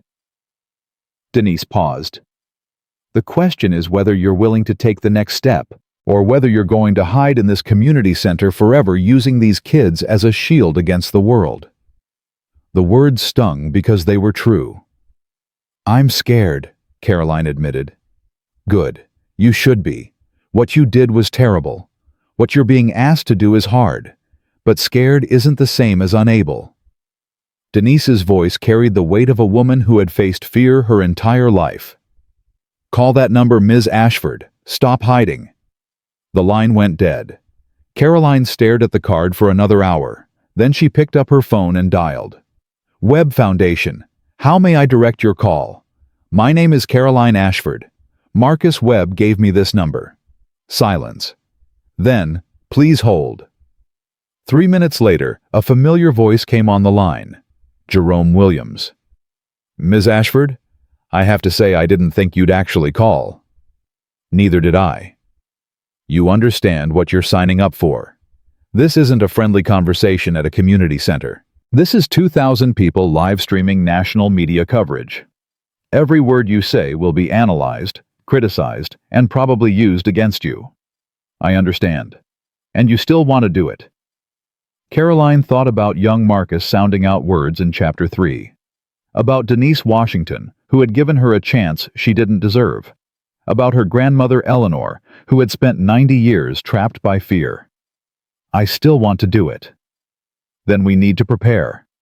I'm sending a car to your apartment tomorrow morning, 8 a.m. Don't be late. The next 3 weeks were the hardest of Caroline's life. Jerome put her through preparation that felt more like interrogation. Every day, 8 hours of questions designed to break her down and expose her weaknesses. Why did you slap Marcus Webb? Because I was angry, because I felt entitled, because I looked at him and saw someone I thought was beneath me. Why did you think he was beneath you? Because he was black, because he was wearing a service uniform, because I was raised to believe that people like him existed to serve people like me. Do you still believe that? No. Prove it. On and on, day after day. Jerome forced her to confront every ugly thought she'd ever had, every casual cruelty, every moment when she'd treated someone as less than human because of how they looked or where they came from. Tell me about the diversity invites comment. Carolyn's stomach turned. She'd hoped that particular footage had been buried. I told my bridesmaids that the black guests at table 14 were probably diversity invites from my husband's company. I suggested seating them near the kitchen so the smell wouldn't bother anyone. Why did you say that? Because I wanted my friends to laugh. Because mocking people who looked different was how we bonded. Because I never stopped to think about what it would feel like to be on the receiving end of those comments. And now I think about it constantly. About all the people I hurt without even noticing. About all the casual cruelty I dispensed, like it was my right. Jerome nodded slowly. Good. That's the kind of honesty people need to hear. Will they believe me? Some will. Most won't. But that's not the point. Jerome leaned forward. The point is telling the truth. Not for redemption. Not for forgiveness, just because it's the truth. Caroline thought about her grandmother's words, about doing the right thing because it was right, not because she expected anything in return. I can do that. We'll see. The night before the conference, Caroline called young Marcus's mother to explain that she'd missed their regular tutoring session. LaShonda Williams worked 2 jobs and raised 3 kids alone. She had every reason to resent Caroline. Every reason to be suspicious of a rich white woman suddenly taking interest in her son's education. But LaShonda had never been anything but gracious. Marcus talks about you all the time, she said. Says you're teaching him that reading is a superpower. He's teaching me too. What could my 8-year-old possibly teach you? Caroline thought about the question, about everything young Marcus had shown her without even trying. He's teaching me that people are just people. That the things I used to think mattered, money and status and skin color, they don't determine anyone's worth. Your son has more character in his little finger than I had in my entire body for 32 years. LaShonda was quiet for a long moment. Miss Caroline, I don't know what you did before you came to this neighborhood. Don't know and don't care. But I know who you are now. I know how you treat my boy. And that's all that matters to me. Thank you. Don't thank me. Just keep showing up. That's all any of us can do. The conference was held at the Washington Convention Center. Caroline arrived 3 hours early, her stomach churning with anxiety. The building was already buzzing with staff and volunteers setting up chairs and testing microphones and hanging banners that read, "Character in Leadership, the Path Forward." Marcus Webb found her in a back hallway, pacing like a caged animal. Nervous. Terrified. Good. Fear keeps you honest. He studied her face. You've been preparing every day for 3 weeks. Jerome made sure of that. Jerome is thorough, but preparation can only take you so far. When you get up on that stage, you'll be alone with 2,000 people who want to see you fail. Why are you telling me this? Because you need to hear it. You need to understand that this isn't going to be comfortable. It isn't going to be fair. You're going to face hostility and skepticism and outright hatred, and you're going to have to stand there and take it. Like you did. At my wedding. Marcus's expression flickered. Yes, like I did. How do you stand there while someone attacks you and not fight back? Who said anything about not fighting back? Marcus leaned against the wall. Standing there calmly while someone tries to destroy you is the ultimate form of fighting back. It takes away their power, shows them that their hatred can't touch you. But it did touch you. I saw your face when I slapped you. Of course it touched me. I'm human. Every racist comment I've ever received touched me. Every assumption, every microaggression, every moment when someone looked at me and saw nothing but my skin. Marcus shook his head. The difference is what you do with that pain. You can let it make you hard, or you can let it make you wise. Which one did you choose? Both, depending on the day. Marcus straightened up. You're on in 2 hours. Get your head right. He walked away before she could respond. Caroline found a quiet corner and called her grandmother. Eleanor answered on the first ring. Today's the day. Today's the day. How do you feel? Like I'm about to walk into a firing squad. Eleanor laughed a dry, crackling sound. That's how it should feel. Accountability always feels like death, because in a way it is. You're killing the person you used to be so that someone better can take her place. What if the person who takes her place isn't any better? What if I'm just performing change for an audience? Then you'll know, and more importantly, they'll know. Audiences can always tell the difference between genuine transformation and theater. How? Because genuine transformation is painful. It's messy. It admits things that theater would hide. If you get up there and try to make yourself look good, everyone will see through it. But if you get up there and tell the ugly truth, even the parts that make you look terrible, they'll know it's real. Caroline thought about all the ugly truths she'd been rehearsing for 3 weeks. All the moments she'd rather forget. All the cruelty she'd rather pretend never happened. I don't know if I can do this, Grandma. Of course you can. You're an Ashford. Eleanor's voice hardened with determination. We've been destroying things for generations. It's time one of us learned to build instead. The convention hall filled slowly, then all at once. By the time Caroline took her place backstage, 2,000 seats were occupied by corporate leaders, civil rights activists, politicians, and journalists. Cameras lined the back of the room. The live stream counter showed 300,000 viewers and climbing. The opening speakers talked about systemic racism, about corporate responsibility, about the importance of character in leadership. They were polished and professional and said all the right things. Then Marcus Webb took the stage. We've heard a lot today about what organizations can do to promote character and combat prejudice. But I want to introduce you to someone who's going to talk about something different, something harder. She's going to talk about personal transformation, about what it takes to change when everything you've ever believed turns out to be wrong. The audience shifted uncomfortably. They knew what was coming. Many of you know this woman. Many of you have opinions about her. I'm asking you to set those opinions aside for the next 20 minutes and really listen, not because she deserves your sympathy, but because her story might help someone else. He paused, and Caroline could feel 2,000 sets of eyes burning through the curtain. Please welcome Caroline Ashford. The walk from backstage to the podium was the longest of Caroline's life. She heard gasps, murmurs.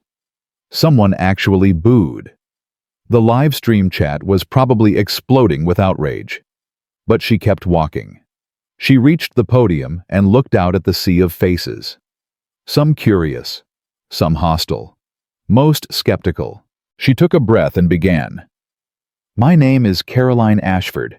4 months ago, I slapped Marcus Webb across the face at my wedding reception. I called him an animal. I threw champagne in his face. I did this because he was black and wearing a service uniform, and I assumed that meant he was nobody.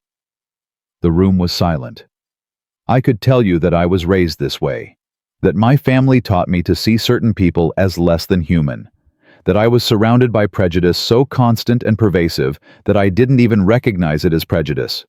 And all of that would be true, but it wouldn't be an excuse, because I was an adult. I had a choice. And I chose over and over again to believe lies about people I'd never bothered to know. A woman in the front row was crying. Caroline didn't know why.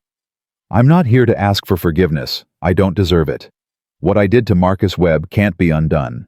The harm I caused not just to him, but to every person of color who watched that video and recognized my contempt from their own experiences, that harm is permanent. She paused, gathering herself.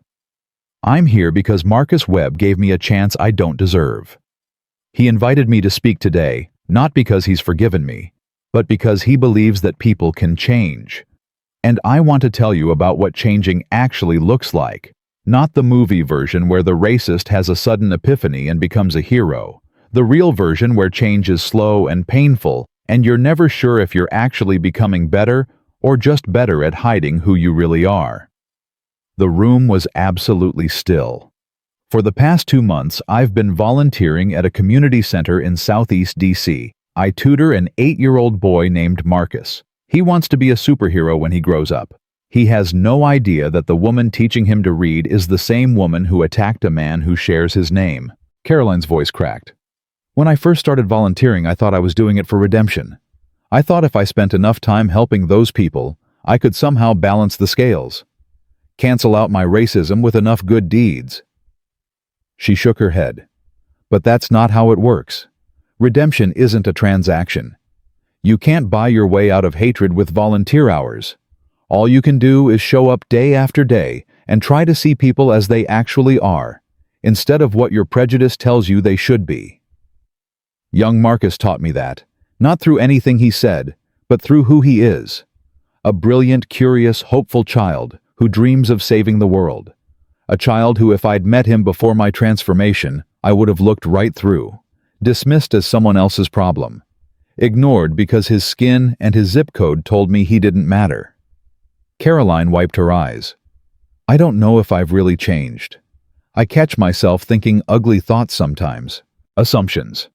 I didn't even know I had until they surfaced in my mind. The conditioning runs deep, and unlearning it is the work of a lifetime. But I know I want to change. I know I'm willing to do the work not for redemption, but because it's right. Because people like young Marcus deserve a world where women like me don't exist. Where no one looks at a child and sees less than human. She looked directly at Marcus Webb, who stood at the side of the stage. I can't undo what I did to you, but I can promise to spend the rest of my life making sure no one else becomes what I was. I can promise to tell the truth about myself even when it's ugly. I can promise to keep showing up even when I fail. Caroline turned back to the audience. That's not much. It's not enough. But it's all I have to offer. She stepped back from the podium. For a moment, silence. Then slowly scattered applause. Not enthusiastic. Not forgiving. But acknowledging that something real had happened on that stage. Caroline walked off without looking back. Backstage, Jerome was waiting. How do you feel? Empty. Like I just turned myself inside out in front of the whole world. That's how it should feel. Jerome handed her a bottle of water. For what it's worth, I think you did the right thing. The right thing would have been not being a racist in the first place. We work with what we have, Ms. Ashford, not with what we wish we had. Caroline drank the water and tried to stop her hands from shaking. Her phone buzzed. A text from a number she didn't recognize. I watched your speech. Your grandmother would be proud. Your father would be furious. I think that means you did something right. Michael Ashford. Her uncle. The man who had taken over the family's political ambitions after her father's collapse. Before she could respond, another text arrived. We should talk. There are things you need to know about this family. Things that might help you understand how we got here. Call me when you're ready. Carolyn stared at the messages. She hadn't spoken to any family member except her grandmother since the incident. Her father had disowned her publicly. Her mother had stopped returning calls. Her brother had blocked her on every platform. But Michael was reaching out. Why? The answer came 3 hours later when Caroline finally called him. Uncle Michael. Caroline, thank you for calling. What do you want? I want to help you. Why would you want to help me? I destroyed the family reputation. I cost Dad his campaign. I'm the reason you had to pick up the pieces. That's exactly why. Michael's voice was carefully controlled, the voice of a politician measuring every word. You did something terrible. But you also did something no one in this family has ever done. You admitted it. You stood up in front of the world and told the truth about who you are. I don't understand. Our family has been hiding its nature for generations. Your father learned from his father, who learned from his father. We smile for cameras and say the right things, but behind closed doors, we're exactly what you showed the world at your wedding.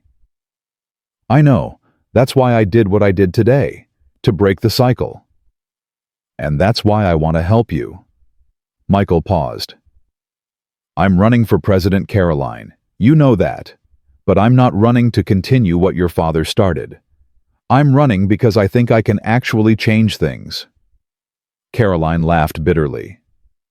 You're an Ashford. We don't change things. We perpetuate them. Maybe. Or maybe I can be different. Another pause. I watched your speech today, every word, and I recognized myself in every ugly truth you told. I've thought those thoughts. I've made those assumptions. I've treated people exactly the way you treated Marcus Webb, just without the cameras to catch me. Then why are you still running? How can you ask people to vote for you knowing what you are? Because I want to be better, just like you do. Michael's voice cracked slightly. Your speech taught me something today.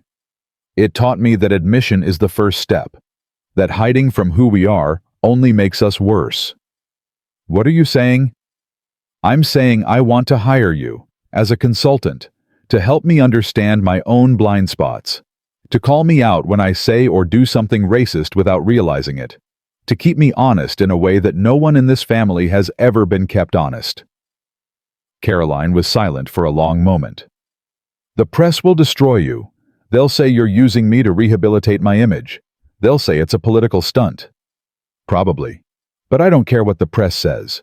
I care about whether I can look at myself in the mirror, and right now I can't. Why not? Because your speech made me realize that I've been lying to myself my whole life, telling myself I'm not like the rest of the family, that my racism is somehow different, more subtle, more forgivable. Michael's voice hardened. But it's not. Subtle racism is still racism, and I'm tired of pretending otherwise. Caroline thought about young Marcus, who wanted to be a superhero, about Denise Washington, who had given her a chance she didn't deserve, about her grandmother Eleanor, who had spent 90 years waiting for someone in the family to finally tell the truth. I'll think about it. That's all I ask.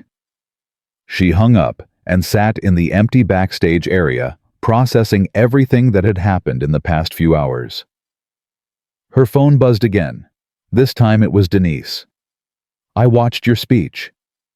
And I'm proud of you.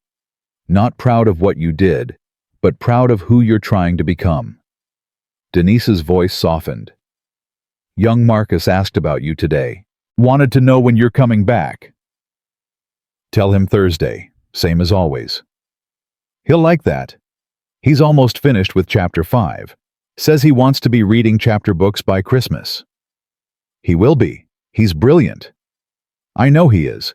So does everyone who takes the time to see him. Denise paused. That's what you did today, Caroline. You helped people see. Not just young Marcus, but all the children like him. All the people that women like you used to look right through. It doesn't feel like enough. It's not. It's never enough. But it's something.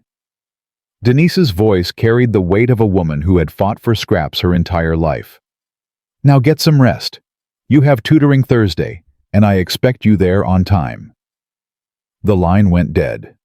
Caroline sat alone in the empty convention center, surrounded by the echoes of 2,000 people who had watched her strip away every pretense and reveal the ugliness underneath. She didn't feel redeemed. She didn't feel forgiven. She just felt tired and determined, and for the first time in her life, like she was exactly where she was supposed to be. Her phone buzzed one more time. A text from an unknown number. "This is LaShonda Williams, Marcus's mom. I watched your speech.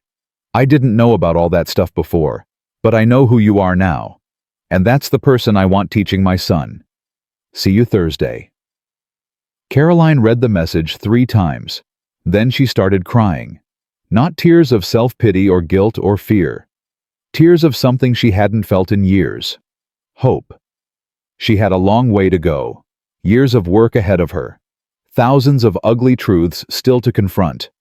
But for the first time, she believed she might actually make it. That the woman who had slapped Marcus Webb at her wedding might someday become someone worth knowing. That change, real change, was possible, even for the worst of us. She wiped her eyes, gathered her things, and walked out into the Washington night. Thursday was only 2 days away, and young Marcus was waiting for Chapter 6. 1 year passed. 365 days of showing up. Of tutoring young Marcus through chapter books and then novels. Of standing beside Michael Ashford as he campaigned on a platform of genuine racial reconciliation. Of facing crowds who remembered what she had done and demanded to know why she thought she deserved a second chance.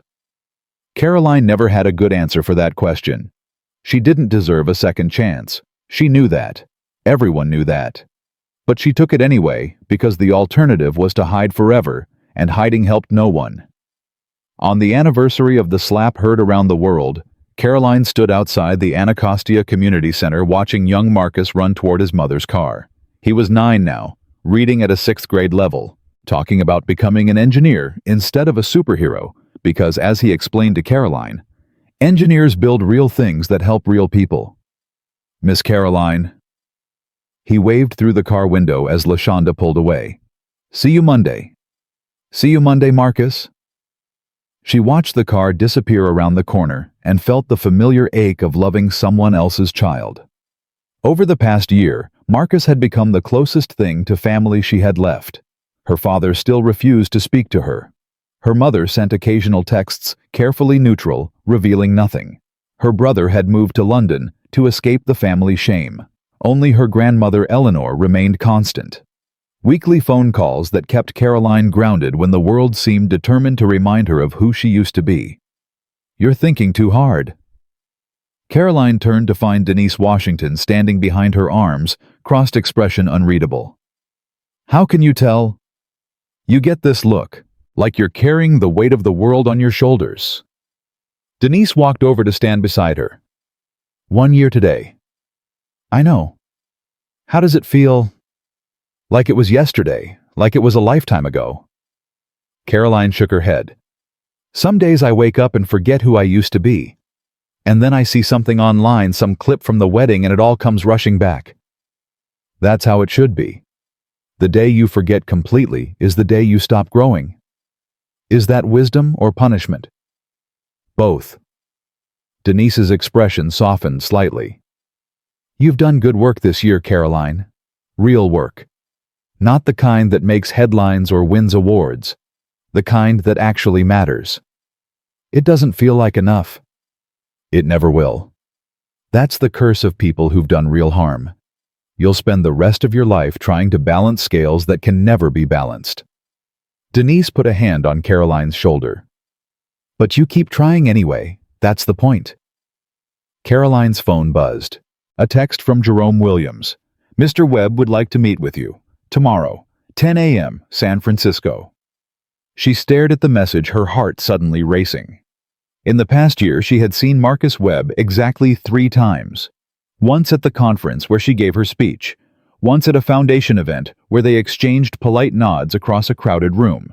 and once accidentally at a coffee shop in D.C., where they both pretended not to recognize each other. They had never spoken privately since that day in the community center hallway. "What does he want?" she asked Denise, showing her the message. Denise read it and raised an eyebrow. Only one way to find out. The flight to San Francisco gave Caroline 6 hours to imagine every possible scenario. Maybe he wanted to tell her that her work with the foundation was over. Maybe he wanted to publicly distance himself from her before Michael Ashford's campaign entered its final stretch. Maybe he'd finally decided that having her associated with his organization was more liability than asset. Or maybe he wanted something else entirely.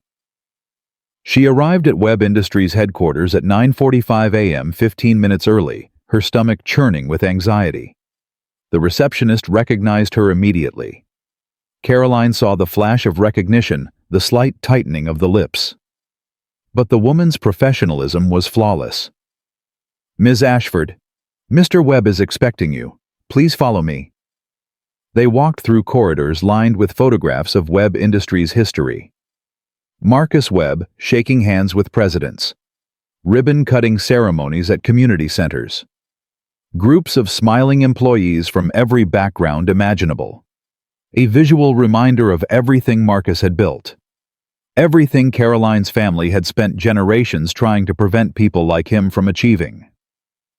The receptionist stopped outside a corner office and knocked once. "Come in." Marcus Webb sat behind a desk that was surprisingly modest for a man worth $14 billion. No flashy artwork. No ego wall covered with awards. Just family photographs and a single framed quote that Caroline couldn't read from the doorway. "Ms. Ashford, please sit down." She sat. The receptionist closed the door behind her. For a long moment, neither spoke. Then Marcus said, "Do you know what today is?" "The anniversary." "Yes. 1 year since you slapped me at your wedding and called me an animal in front of 400 people. His voice was neutral, but his eyes held something she couldn't quite identify. "Do you know what I was doing 1 year ago today, right about now?" "I don't." "I was standing in my bathroom staring at my reflection, trying to wash champagne out of my hair." Marcus leaned back in his chair. "I kept thinking about all the things I should have said. All the ways I could have responded. I must have replayed that moment 1,000 times in my head. I'm sorry." "I know you are. That's not why I asked you here."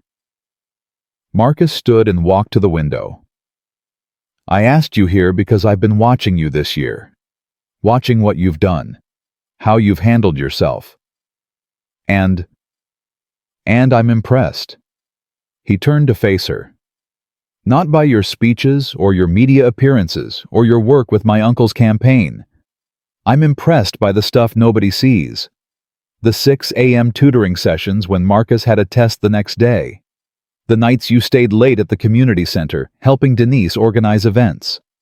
The way you treat people when you think no one important is watching." Caroline felt tears prick at her eyes. "How do you know about any of that?" "Because I asked. I have people who report to me. People who've been observing you for the past 12 months. Marcus shook his head. "Don't be angry. I needed to know if your transformation was real or just another performance." "And what did you conclude?" "I concluded that you're not performing. You're actually trying to be different."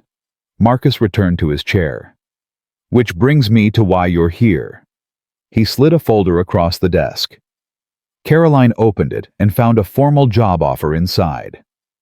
"I want you to run the Webb Foundation's new initiative on rehabilitation and redemption. We're expanding beyond character assessment to focus on helping people who've done harm learn to do better. Former racists, former extremists, former perpetrators of prejudice who genuinely want to change." Caroline stared at the document. "You want me to help other people become what I'm trying to become?" "Exactly. Because you understand something that most people don't. You understand how deep the conditioning goes. You understand how hard it is to unlearn the beliefs you were raised with. You understand what it costs to face yourself honestly. I'm not qualified. You're the most qualified person I know. You've lived it. Marcus leaned forward. Caroline, there are millions of people in this country who were raised exactly like you. People who absorbed racism with their mother's milk and never questioned it. Most of them will never change, but some of them want to. Some of them are looking for a path forward and can't find one. And you think I can show them that path? I think you can show them that the path exists. That it's possible to become someone different, even when everyone, including yourself, thinks you're beyond redemption. Caroline looked at the job offer again. The salary was generous, but not excessive. The position was meaningful, but not prestigious. It was exactly the kind of work she had been doing for free for the past year, formalized into a career. "Why are you doing this?" she asked. "After everything I did to you, why would you trust me with something this important?" Marcus was quiet for a long moment. "My mother believed in redemption," he said finally. "She believed that everyone carried a spark of goodness inside them, no matter how buried. She spent her whole life looking for that spark in people who didn't deserve her faith. You told me that before, in the community center hallway. I did, and I told you not to prove my mother wrong." Marcus's voice cracked slightly. "You haven't. In 12 months you haven't once made me regret believing in you." "That could still change." "It could, but I don't think it will." Marcus stood and extended his hand. "What do you say, Ms. Ashford? Are you ready to help other people find their way out of the darkness?" Caroline looked at his hand. The same hand she had slapped away at her wedding. The same hand that had offered her a business card in a community center hallway. The same hand that now represented a future she never thought she'd have. She took it. "I'm ready." The announcement made headlines around the world. Webb Foundation hires wedding slapper. From racist to reformer, Caroline Ashford's new role. Marcus Webb's controversial gamble. The reactions were predictably divided. Supporters praised Webb's commitment to redemption. Critics called it a publicity stunt, or worse evidence that rich white women could always fail upward. Caroline ignored all of it. She threw herself into her new work with the same determination she had brought to tutoring young Marcus. Within 3 months, she had designed a curriculum for corporate leaders who wanted to confront their own biases. Within 6 months, she was facilitating workshops across the country. Within a year, the Webb Foundation's rehabilitation program had helped over 10,000 people begin their own journeys toward change. But her proudest moment came on a Tuesday afternoon in November, 2 years after the slap heard around the world. Young Marcus Williams, now 10 years old, was giving a presentation at his elementary school. Caroline sat in the back of the auditorium, trying not to cry as he stood at the podium with a confidence that reminded her painfully of his namesake. "My project is about heroes," Marcus announced. "Not superheroes with capes and powers. Real heroes. People who help other people even when it's hard." He clicked to his first slide. A photograph of his mother, LaShonda, standing outside their apartment building. "This is my mom. She works 2 jobs so I can have everything I need. She never complains. She just shows up every day and does what needs to be done. That makes her a hero." He clicked to the next slide. A photograph of Denise Washington at the community center. "This is Miss Denise. She runs the after-school program where I learn to read. She's been helping kids in my neighborhood for 30 years. She doesn't get paid much, but she keeps showing up because she believes in us. That makes her a hero." He clicked again. Caroline felt her breath catch. It was a photograph of her, sitting at a tiny table with Marcus, both of them bent over a book, both of them laughing at something she couldn't remember. "And this is Miss Caroline. She taught me that reading is a superpower. She helped me believe that I could be anything I wanted to be." Marcus looked up from his notes. "Miss Caroline made some mistakes before I knew her. Big mistakes. But she didn't hide from them.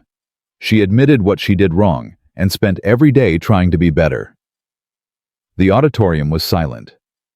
"My mom says that's the hardest kind of courage, the courage to face yourself honestly. Miss Caroline taught me that heroes aren't perfect. They're just people who keep trying, even when they fail. He smiled directly at Caroline. That's why Miss Caroline is my hero. Not because she's perfect. Because she's not, and she keeps trying anyway. The applause was thunderous. Caroline wiped her eyes and didn't even try to stop the tears streaming down her face. After the presentation, Marcus ran to her with his ribbon. Third place in the essay contest, but to him it might as well have been Olympic gold. Did you hear my speech, Miss Caroline? Did you see? I saw. You were amazing. I wrote it myself. Mom helped with the spelling, but the words were all mine. He held up the ribbon proudly. Third place. That's incredible, Marcus. I'm so proud of you. I'm proud of you too.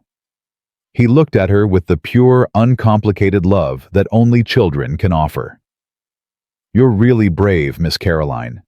Admitting all that stuff in front of everyone. I don't know if I could do that. You could.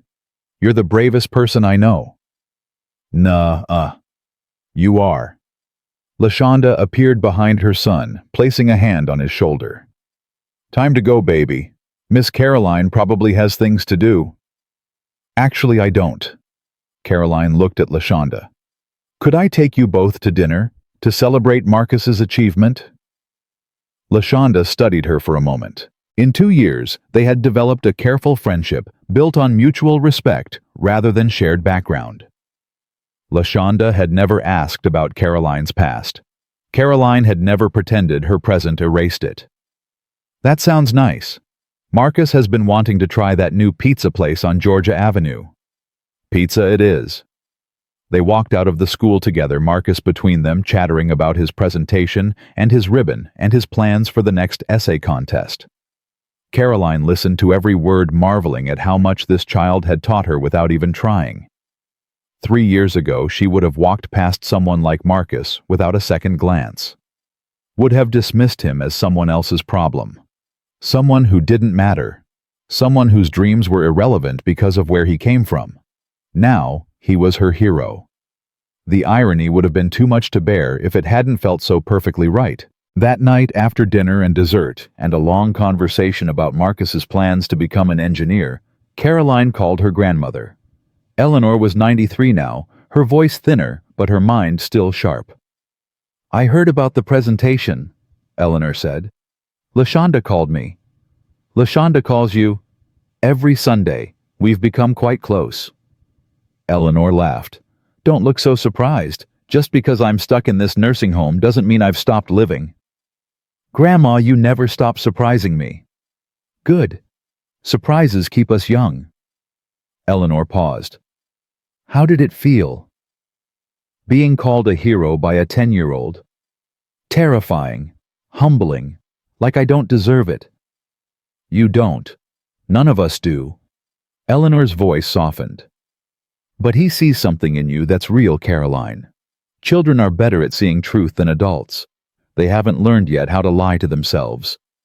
I'm still learning too. We all are. The day we stop learning is the day we start dying. Eleanor coughed, a reminder of her age. I'm proud of you, Caroline. Not proud of who you were, but proud of who you've become. I'm not sure I've become anything yet. I'm still in process.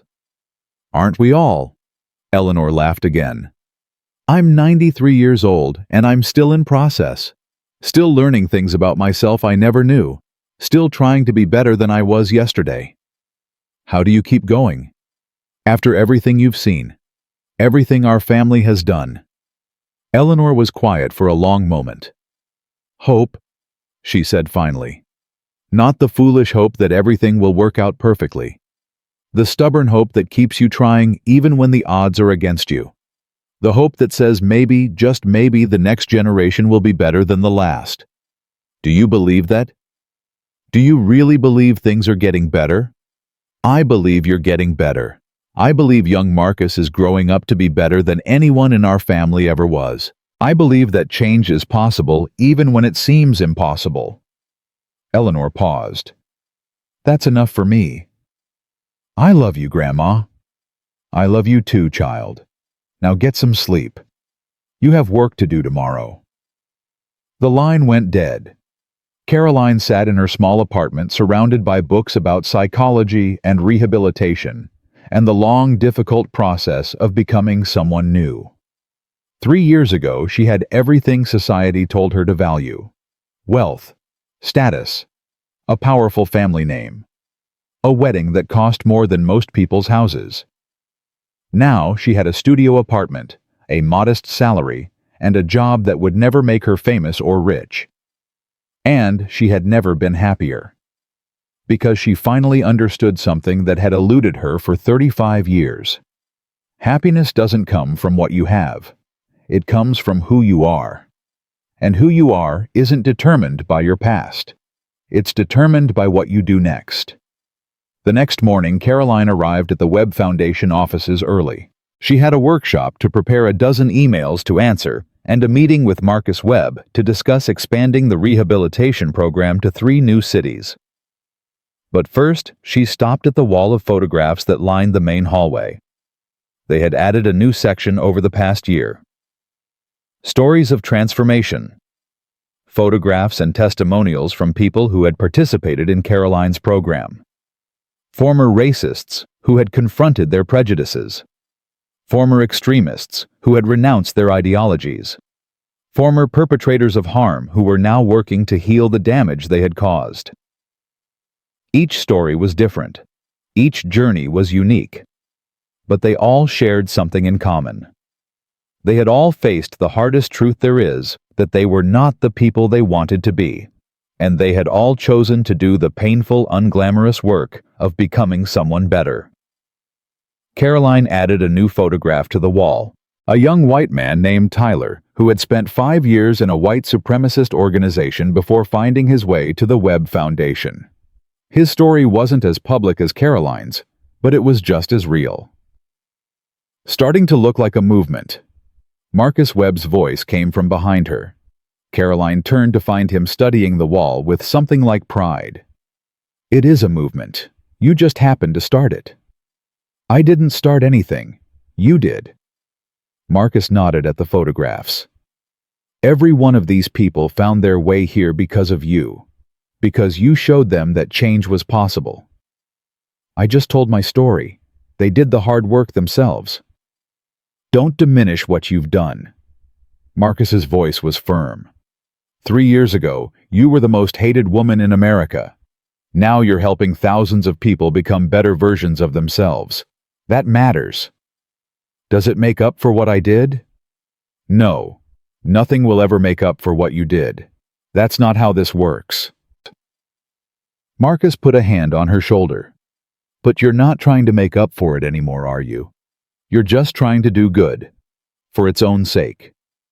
Caroline thought about young Marcus calling her his hero. About Denise Washington, who had given her a chance she didn't deserve. About LaShonda Williams, who had trusted her with her son, despite knowing everything about her past. "I'm trying," she said. "Every day. It's all I know how to do." That's all any of us can do. Marcus smiled. "My mother would have liked you, Caroline. The person you've become, not the person you were. She would have seen the spark in you that I'm only now beginning to see." "What spark?" "The spark of genuine change. The spark that says, maybe, just maybe we can be better than our worst moments." Marcus turned to leave, then stopped. "She used to say that every person is a story still being written, that no one's final chapter is determined by their first." That's beautiful. It's also true. Your first chapter was ugly, Caroline. Cruel and selfish and full of hatred. But that's not how your story ends. You're still writing. And from what I can see, the chapters are getting better. He walked away, leaving Caroline alone with the photographs. She studied them for a long moment. All these faces, all these stories, all these people who had done terrible things and chosen to become something different. They weren't heroes in any traditional sense. They weren't redeemed in any simple way. They were just human beings who had faced the ugliness inside themselves and decided that they didn't want to be that person anymore. That was enough. It had to be enough. because it was all any of them had. Caroline's phone buzzed. A text from young Marcus. "Miss Caroline, Mom said I can read Harry Potter next. Will you help me with the big words?" She smiled and typed back, "Of course. See you Thursday. Chapter 1 is going to blow your mind." The response came immediately. "You're the best, Miss Caroline superhero forever." Caroline laughed out loud, not caring who heard. 3 years ago, she had been the woman who slapped Marcus Webb and called him an animal. The woman who thought her wealth and her whiteness made her superior. The woman who looked at people like young Marcus Williams and saw nothing worth seeing. Now she was Miss Caroline, superhero forever. The woman who had taught a 10-year-old that reading was a superpower. It wasn't redemption. It wasn't forgiveness. It wasn't even justice. It was just change. Slow, painful, incomplete change. But it was real. And in a world full of people who would rather hide from their worst selves than face them, real change was the closest thing to a miracle that Caroline had ever witnessed. She put away her phone and walked into her office. There was work to do, stories to help write, chapters still waiting to be completed. And for the first time in her life, Caroline Ashford was exactly where she belonged. Not because she deserved to be there, but because she had earned it. One day at a time, one choice at a time, one small act of courage at a time. That is how monsters become human. That is how hatred transforms into love. That is how the worst of us find our way toward something better. Not through grand gestures or public redemption or the approval of those we have harmed. Through showing up. Through doing the work. Through refusing to give up even when giving up would be easier. Caroline Ashford had been the villain of this story. Now she was something else entirely. Not a hero. Heroes are born.